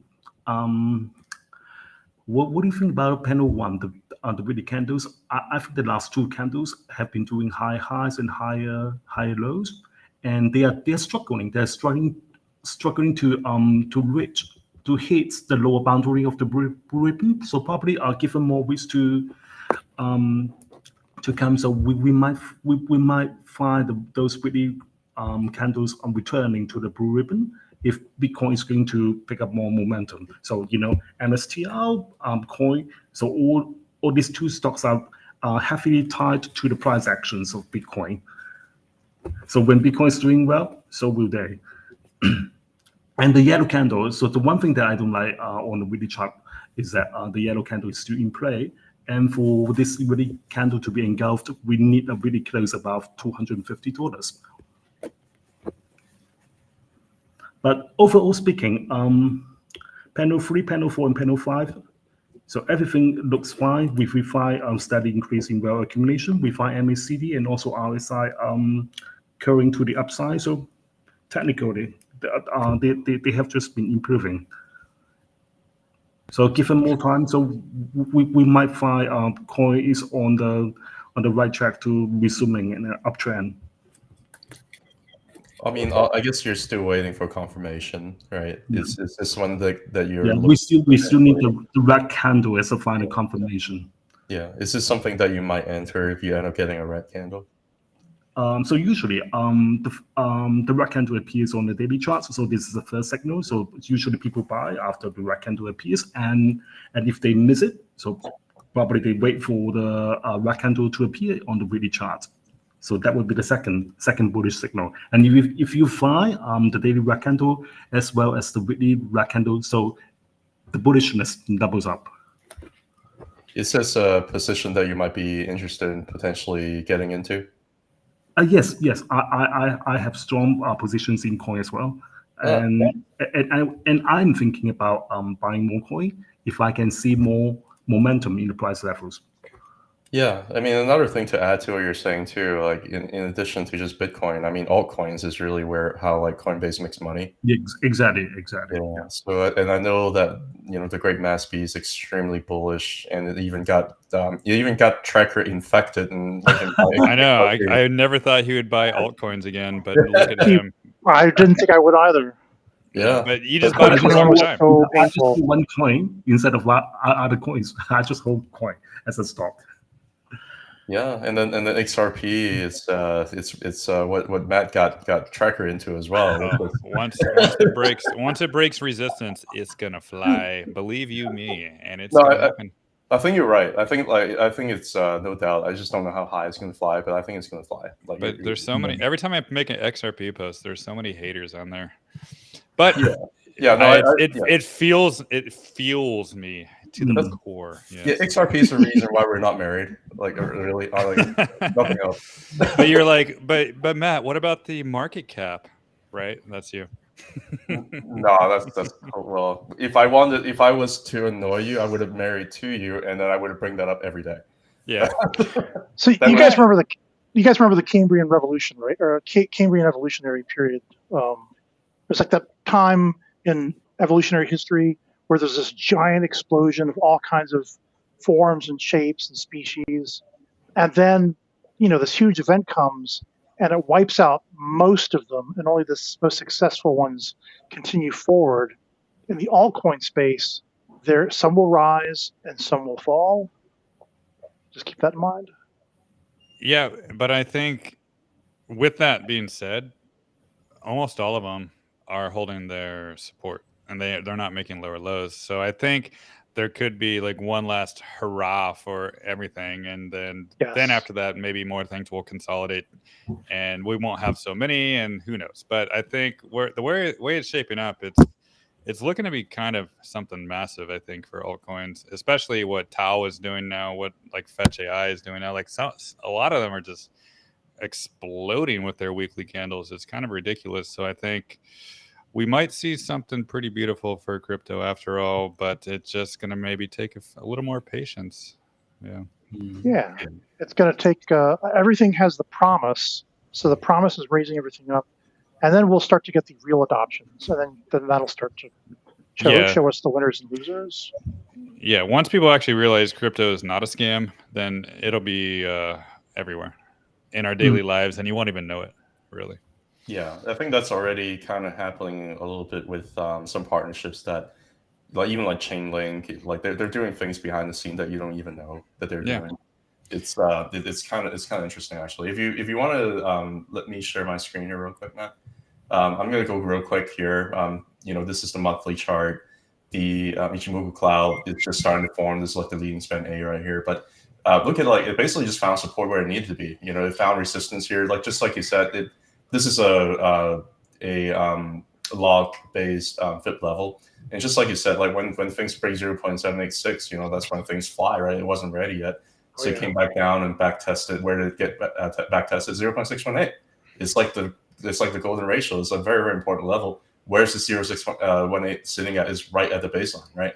So a lot of confluence of support that it found, and then on top of that, you're also looking at like the rising 20-month moving average that's going to continue to come in as support. We're just a little bit way too far from it, and we went kind of like multiple months way outside the monthly upper Bollinger Band, and we just needed this kind of correction to kind of let us to kind of consolidate here before going higher. We found a lot of really key support here, so I'm actually more bullish on Coinbase than ever at this point. If you also just look at, now that you mentioned like altcoins, look at the others chart. I've shown this before. This is the monthly others chart, which basically is the cryptocurrency market cap excluding the top 10 coins. So you're not going to have like Bitcoin, Ethereum, stable coins, and like the top 10. You really found out the more degen stuff or the more like esoteric stuff. Even then, you're looking at this, it looks very bullish. Like it just bounced from like a rising 20-month moving average, and also just have like this kind of, let me turn off the magnet here, just kind of like a little back test of this trend line over here. It looks like it held, right? And this whole thing just looks like a big giant 1-2, So like, I don't know what's going to happen. I don't know. But yeah, if altcoins, it's the one.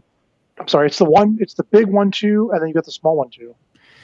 But if altcoins keep exploding right now, like Coin's next quarter revenue is probably going to be very, very good. And not that I care about fundamentals or anything, but that'll help with the stock price a lot. Yeah, and I think that most people, like, if you, it's actually one of the great things to know that Coinbase app is not like anywhere near the top list of like iPhones, things like that. It's like nowhere near. People are just not that interested in it. Nobody's really like, nobody's really like even asking me about it or asking any of you guys about it, which is a good thing. So yeah, the top is when like your taxi driver is showing you his Coinbase app and where he thinks to go next. Yeah, I'm doing that right now. No, I'm just kidding. Right now. But yeah, this is my Coinbase log, and look at that. It did backtest finally the 45 ever since 2023. It didn't quite make it here, but it finally got it here. So that was most likely the bottom, what we saw right there at 145. Maybe it was what, 146.12. I think it was that low. Yeah. So it's looking like things want to go higher now, and just with that Ichimoku is just going to get in the way, but more focused on the arc, right? It's always been resistance. This arc was always resistance, so it's going to be resistance on the way back up, the 230s, 220s, and then maybe in time, maybe November, right here is around November when resistance gets less and less, so then possibly can break through and go back to the blue level at 400 right up there. And when you go across that 400 level, is kind of around where this candle was, the IPO. So basically, the trend is your friend. And I kind of want to show my total chart now that I share with my Patreon people all the time. Yeah. And I want to show something. I want to show something beautiful here for the monthly chart that people need to see. Like, it's never closed a monthly candle at the top. And now it's never closed a monthly candle below the arc here. So this is a clear sign that resistance in 2021 has flipped to support. And people need to understand this. This is not bearish at all. This is just part of the process of after an explosive move cooling off, and for the monster move where, guess what? Drum roll, 45 trillion. That's where it's going. Wow. Yeah. 45 trillion? So what's the price for coin at the time? Well, no, the total crypto market cap, like all the coins combined, is now 2.13, 2.14 trillion. But it's a clear sign that a previous resistance in 2021 never closed the candle above, and now never closed the candle below this arc. Like, it's a clear sign to me that things are flipping to support, and the next level, since this level is clearly support now too, is going to be 45 trillion for all the coins combined, including Bitcoin, including Ethereum, including XRP, including all that. So that's a massive increase. How big of an increase do you ask? Well, let me show you here. That'll be, a 2,000% increase.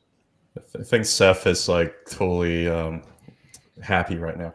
But yeah, like a lot of people think that the last 6 months is like the final kiss after getting intimate. But this could be like the kiss before you get intimate. I guess it's yeah, sorry. I don't know if, I'm trying to put in words in the context. But this is why I think things will last a long time, and how a lot of people are saying, oh, it's going to only last till early 2025. This chart to me does not say that, because these are monthly candles, and it's going to take a while to get to even up to these arcs, right? Maybe 2026, maybe beyond, right? But this is the beginning. Like, there's no other thing in my mind that this is saying this is the beginning. This is not something that's going to end soon. This is something that is just beginning, and it's going to be massive. It's going to blow people's minds and brains out, or whatever you want to say. It's just going to be crazy. It's going to be, and it's just the beginning. Yeah. So I can't be more excited about crypto, about Coinbase, about MSTR, about all that, because this one chart right here is saying everything to me, and everything else is just noise. And it's not going to end, in my opinion, in 2025. It's going to go way beyond that, many years, maybe even the end of the decade, maybe even 2030. Like, where does this angle, if this angle leads to support, the end will be here in 2031, right? That'll be the end. So that's what I see. So first I want to thank the Harris administration. Ever since 2020, they've been doing a great job promoting crypto. And if they continue to promote crypto like the way that they're doing with the re-election of potentially with President Harris, I think that would be a great thing to do. Yes, especially I want to thank Gary Gensler for blocking a lot of meetings with crypto companies. Yeah, he did a really good thing to suppress price. So good job, Gary, but you're not going to suppress it for much longer. Well, the Wells notice really gave a lot of retail investors confidence in accumulation, right? I mean, like, it's just one of those. No, he's really protecting the people, because you really want people to buy low by reassuring people that they're protecting us.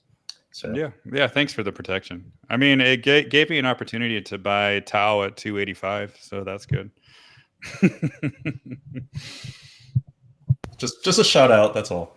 Yeah, thanks, Gary. Thanks, Kamala. I love you guys. Thank you. And if they destroy the dollar even more, then that means things will be even more exponential. So that'll be great.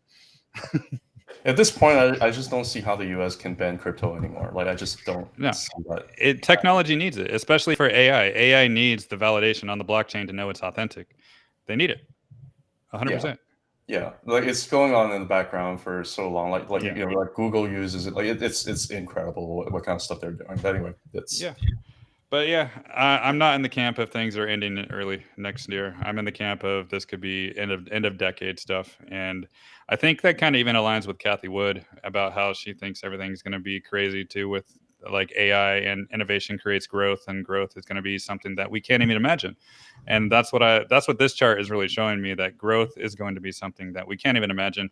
And nobody can imagine a 2,000% gain for all of crypto right now, right? It's like, no way, that's never going to happen. But I've never seen something like this that is giving me so much conviction that a previous resistance never even closed below a candle is support. It's just ridiculous. It's so much conviction right now that I just want to buy everything. I think the only thing that's up, I think the Great Mass Beast should have like 100,000 followers or more. The only two things that's stopping him from doing it, number one is XRP. The number two is he's talking about Cathie Woods.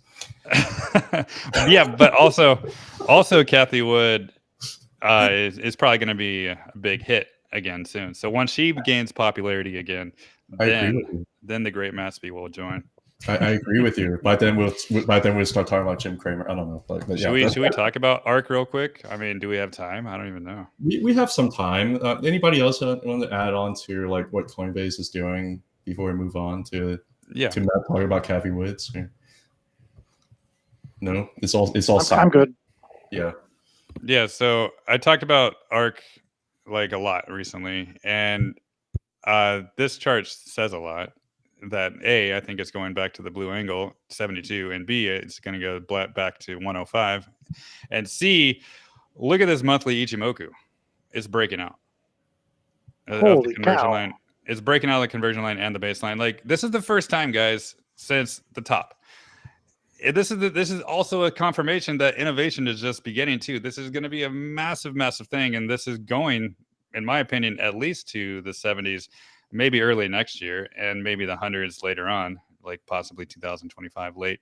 But it's just the beginning, and this is more confluence with crypto. That holy cow, this is not something that's going to end anytime soon.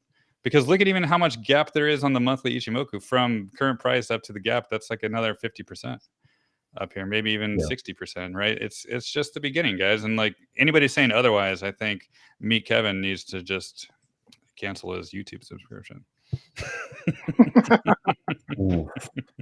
Yeah, and I think a lot of people also miss the point. Like, you don't have to go back to previous all-time high to make a lot of money. All you have to do is just tap the bottom of the monthly cloud, and that's a pretty significant amount of gain for a lot of stocks. So but there's so many things. How much does Meet Kevin charge for his subscription service? I know he has a $10,000 option to fly you out there to meet him with his private jet. Yeah. But with his 2 million followers our subscribers on YouTube, he probably makes really good revenue anyway, so it doesn't even matter. Well, here's my shameless plug for the Tesla tracker. I have I'm tracking small caps, and we're all expecting small caps to just really bust out here pretty soon. So I track Tesla for free. It'll always be, my technical analysis for Tesla will always be free forever. But if you follow me, subscribe to me on X for only $2 a month, I'm giving you like all my small cap plays. Such as like I'm calling all the ups and downs on EUSD as it's coming up, and there's like thousands and thousands of percentage gains that I can see for a bunch of these small caps I'm starting to track. It's only $2. $2. That's my plug. All right, and one last confluence, the Russell 2000. Last time I showed it on my video that I made on YouTube. It was just a little bit below the angle, but guess what? Now it's back above. So look at how important that angle is throughout time. I did talk about this before, but since the very beginning of time, since 1987, that angle super, super, super important, and it's back above. So and it's also above a new level. So this is more confluence that, guess what? Small caps, growth, crypto, everything is just beginning. Things are not going to end anytime soon. It's going to the next level. That's going to be 5,400 eventually throughout time, maybe by 2035 or sooner. But this is just more confluence, more conviction, more everything. That why would I want to take profits right now? This is just beginning. I want to just continue to accumulate, and become Danny's neighbor in Hong Kong. Oh, that'd be so fun. I want to be Danny's neighbor in Hong Kong. And I want to be able to like travel to Australia back and forth a lot. That'd be fun. He's gonna come. And then we could eat sushi every night. Oh yeah, and Wagyu beef. But he's gonna come into your house and ask you how many shares of Palantir you have every day. Yeah, I'm like, Danny, it's never changed. And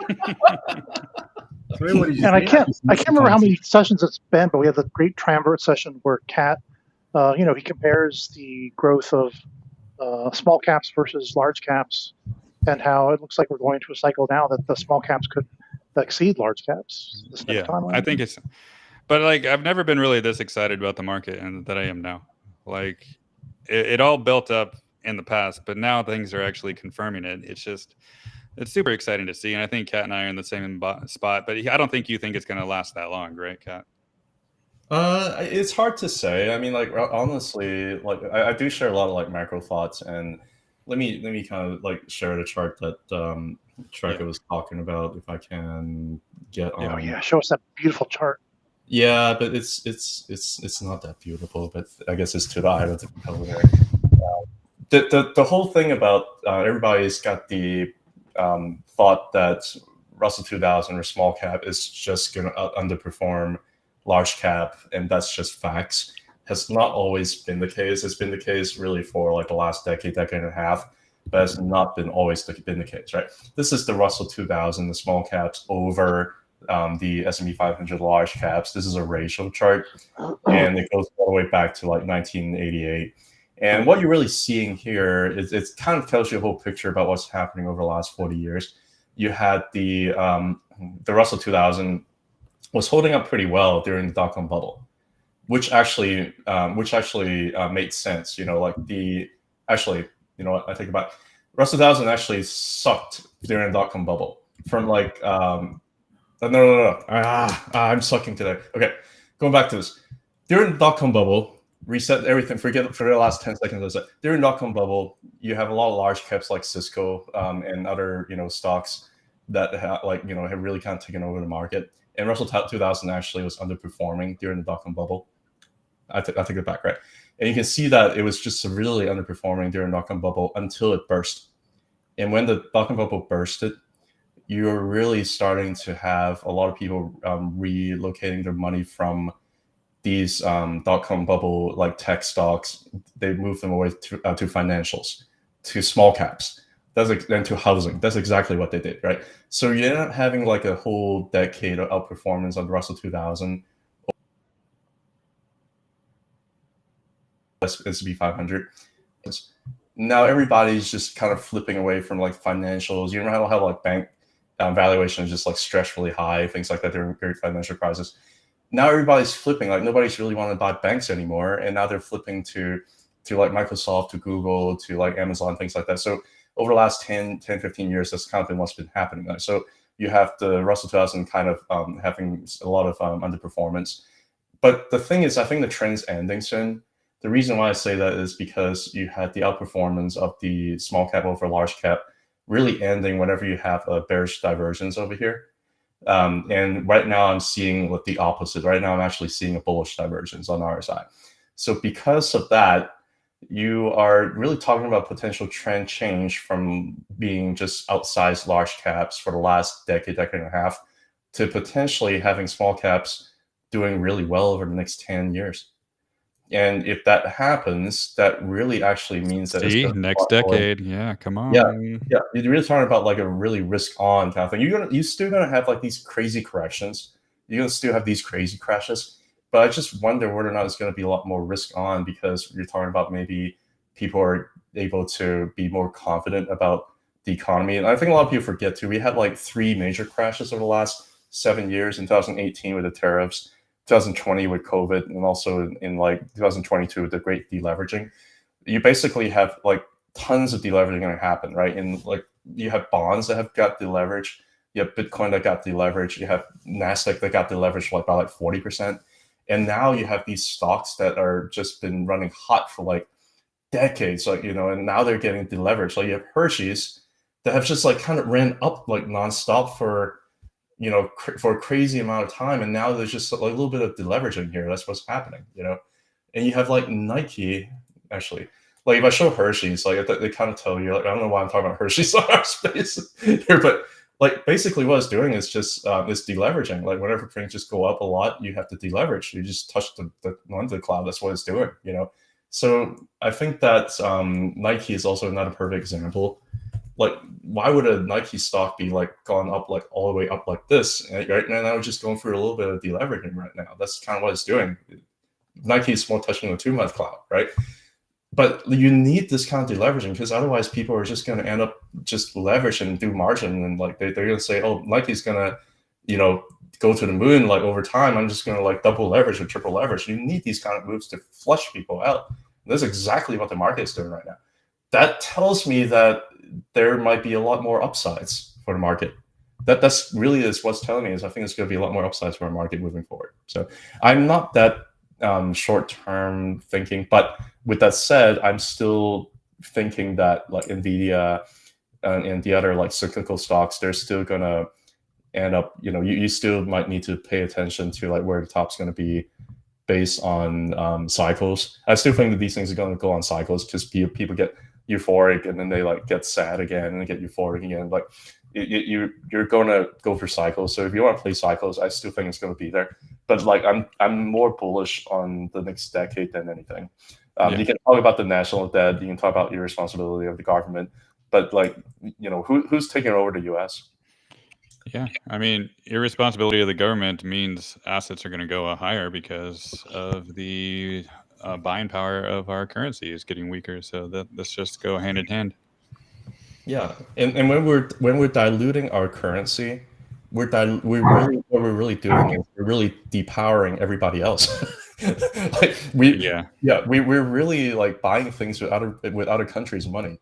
That's what that's what we're doing. Because what are they going to do? They're going to hold U.S. dollar. They're going to hold U.S. bonds. They're going to buy U.S. stocks, and it doesn't matter. Right? We're diluting everybody else. It's smart. It's smart. Just like billionaires never paying tax because they can just take out loans and then take out other loans to pay off their loans and then take out other loans to pay off those loans, and then they never have to pay any tax because they're just keep on borrowing money forever, and then when they die, it's fine. Yeah, their children are not going to leave. I mean, unless it was like business. But yeah, anyway. Yeah, so I think it's like like a lot of deleveraging has already happened over the last 5 years. Even like unemployment, like I showed a chart about unemployment, like it shot up during COVID, and right now it's kind of trickling up a little bit to like 4%. I don't think it's that big of a deal. Like people think that unemployment could go up, but like from the time when unemployment is at the low point to the high point, you think that that's when the recession, that's when stock market crash happens. No, it's not correlated at all. Like it's just like the whole unemployment narrative about the stock market is not really predictive, I guess is what I should say. But the biggest news is what this angle was resistance back in June of 2022 is now again support. So this is like huge news for the Russell 2000. Do you guys feel like it's the perfect storm is brewing? Oh, the economic hurricane is coming, like what Jamie Dimon said in June of 2022. But it's shooting out. It's going to float all boats. It's shooting out Dorothy's house. And it's pushing it all the way from Kansas to Fantasyland. That's where we're going. And I mean that, and I mean the perfect storm in a good way, positive way. I know. Like, there's just too many.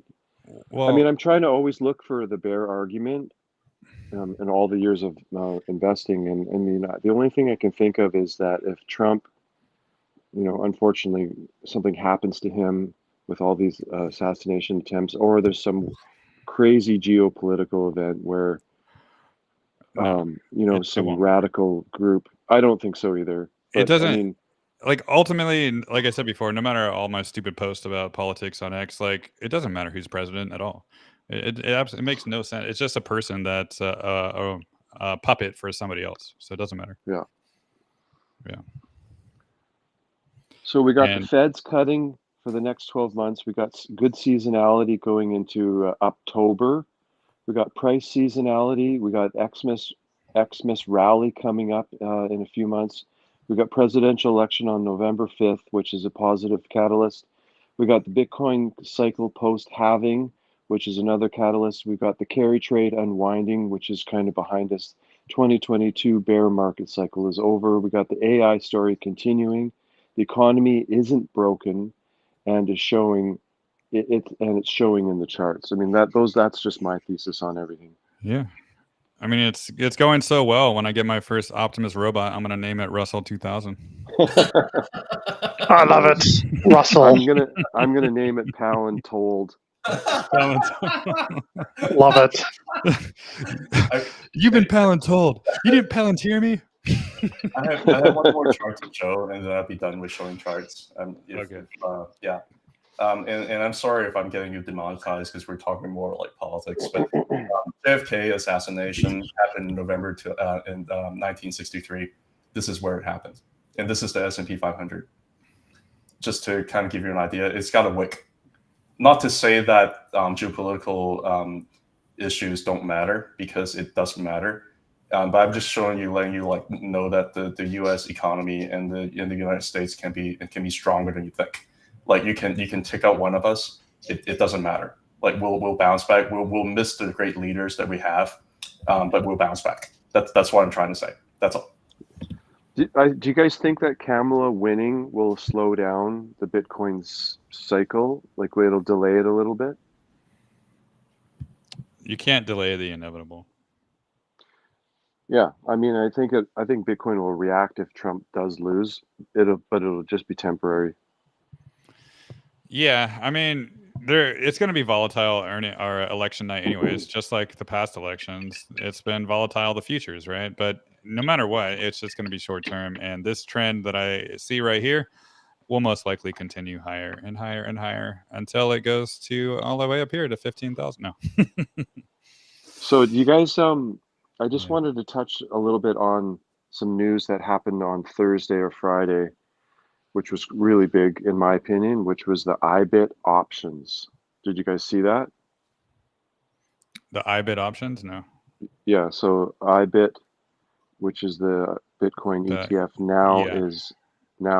is approved options. I think it's starting in the next week, which is huge. I mean, I think it's gonna push the price of Bitcoin up even more. And it's just people love leverage. This is a way to get a lot of money selling calls and giving it going in very big. People will want to juice their exposure to the existing Bitcoin, and they'll be able to buy call spreads, sell puts. You can play it both directions. But Bitcoin finally getting options is just massive, in my opinion. What do you guys think?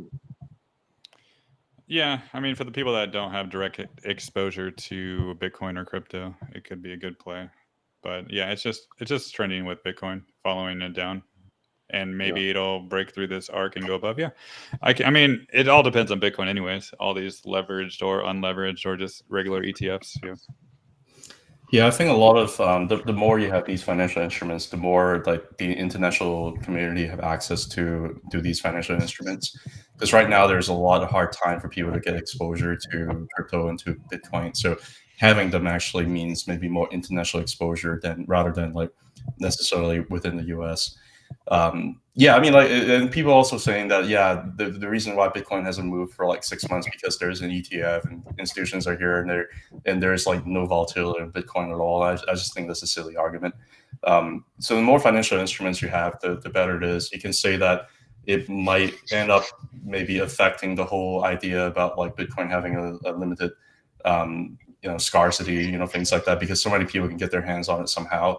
But as a matter of fact, I actually think it might potentially even bring more volatility because you have more people playing around with, the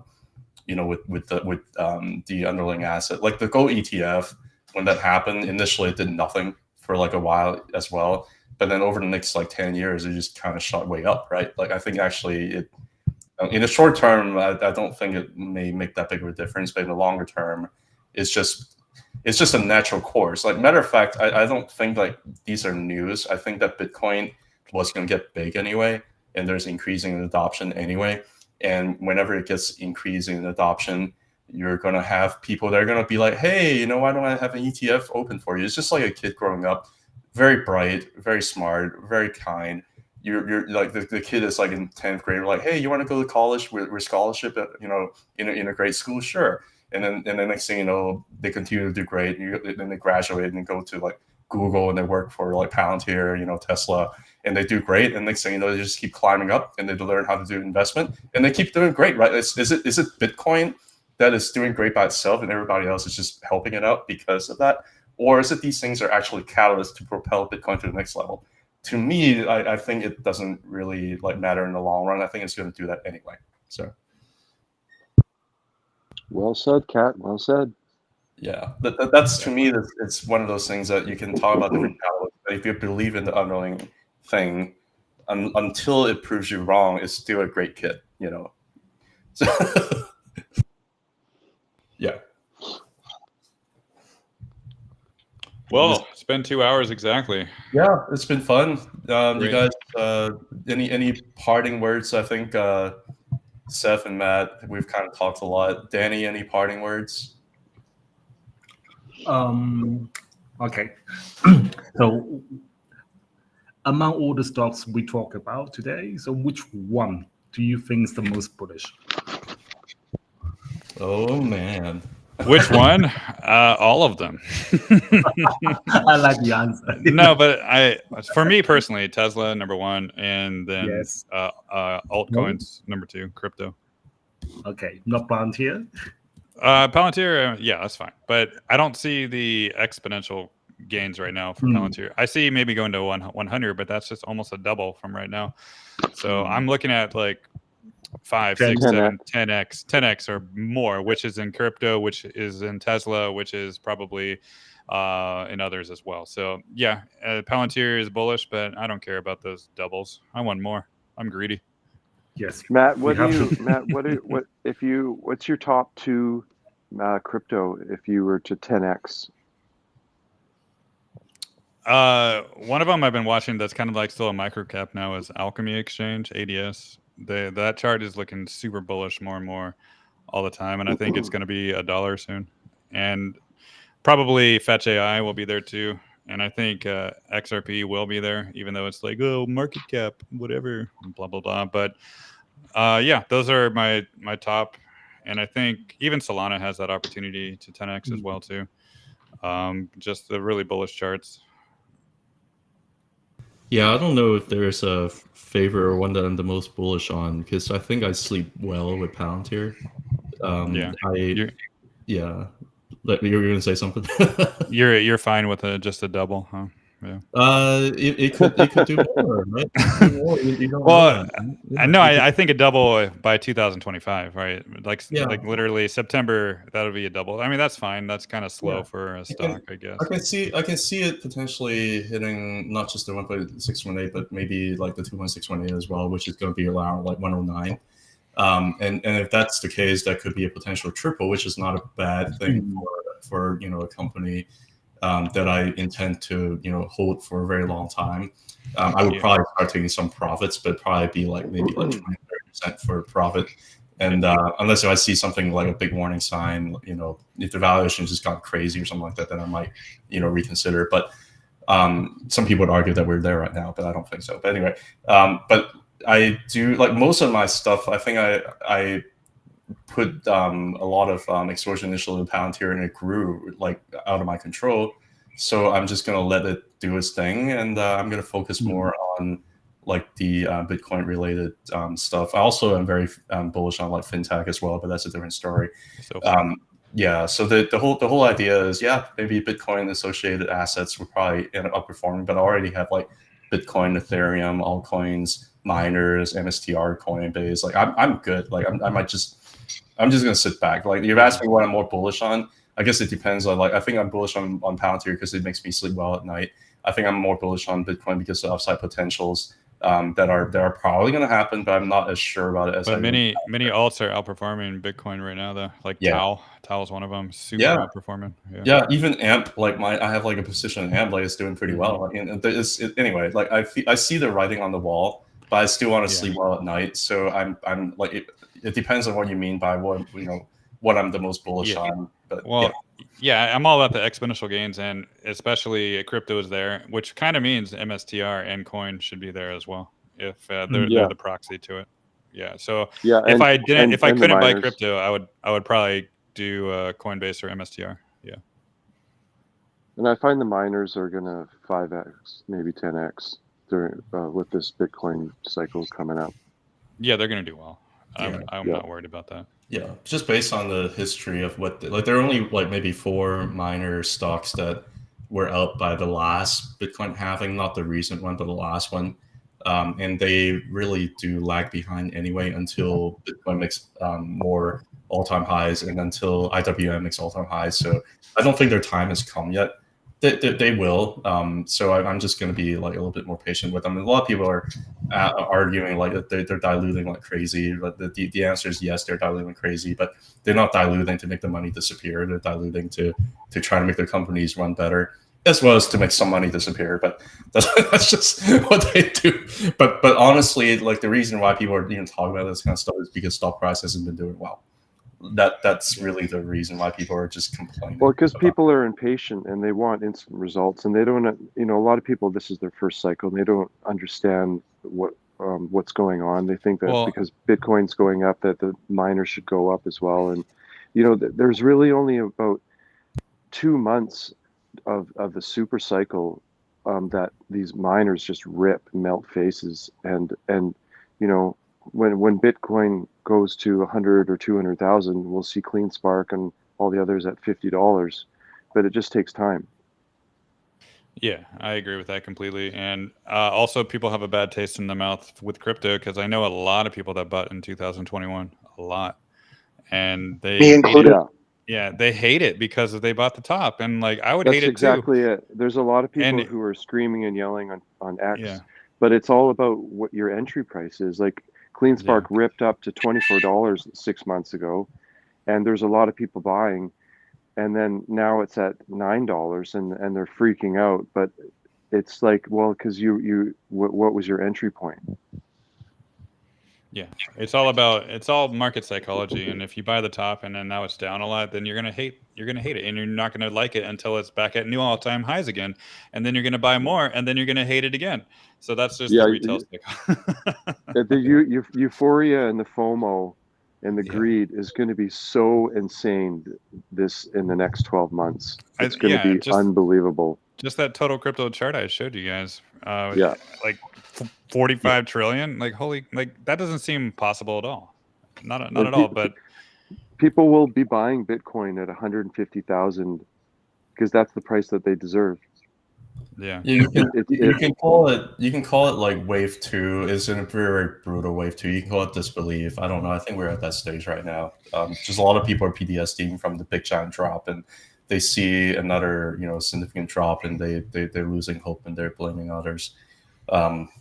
Yeah, I mean, like, none of this stuff we're saying is like absolutism. It's just kind of how we're positioned for it, because we're optimists, and in general, optimistic folks, we make more money than bears, but bears can be very smart. So we're congratulate on their IQ. And maybe one day it'll be a billion trillion. What there's a name for that, or a billion trillion. Come on, guys. A gazillion. Yeah, and then we're going to rename the country to Venezuela. That's what.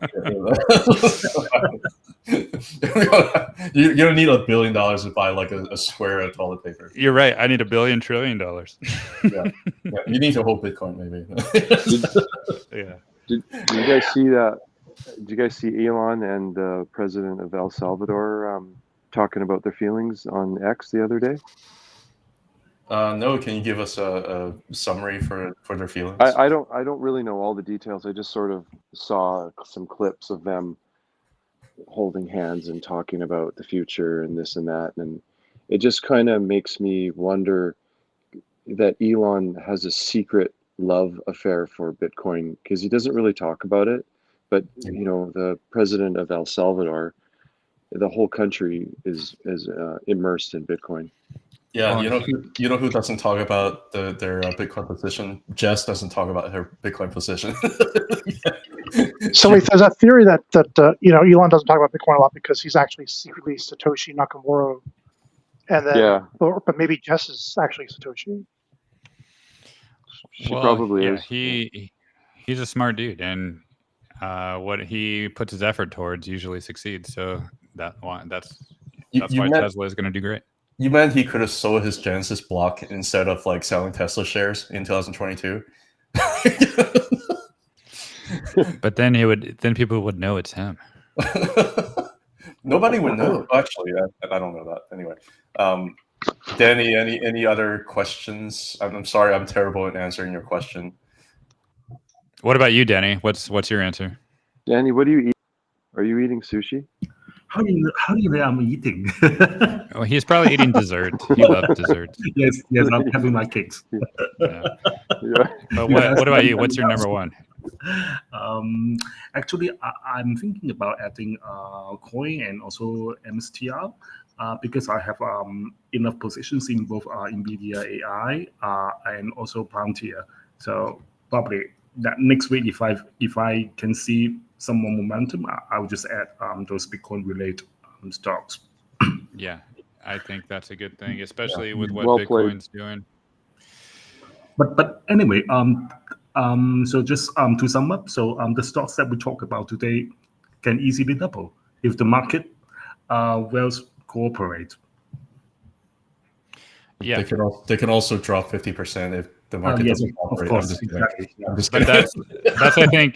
I think is least likely. Yeah, I think it's not as likely. I agree. Yeah. Oh, I got to do Well, this the upside is more than the downside, I guess. Yeah. Tracker, what's your most bullish stock or crypto? What are you the most bullish on? Tesla, of course. And then right now, I'm really excited about EOSE, EOS Energy, only because it is so perfectly followed all of my 764, 382, 1382 FIB projections. It seems like it's just going like clockwork. So I'm trading it really, really well right now. And sort of the people following me on my subscription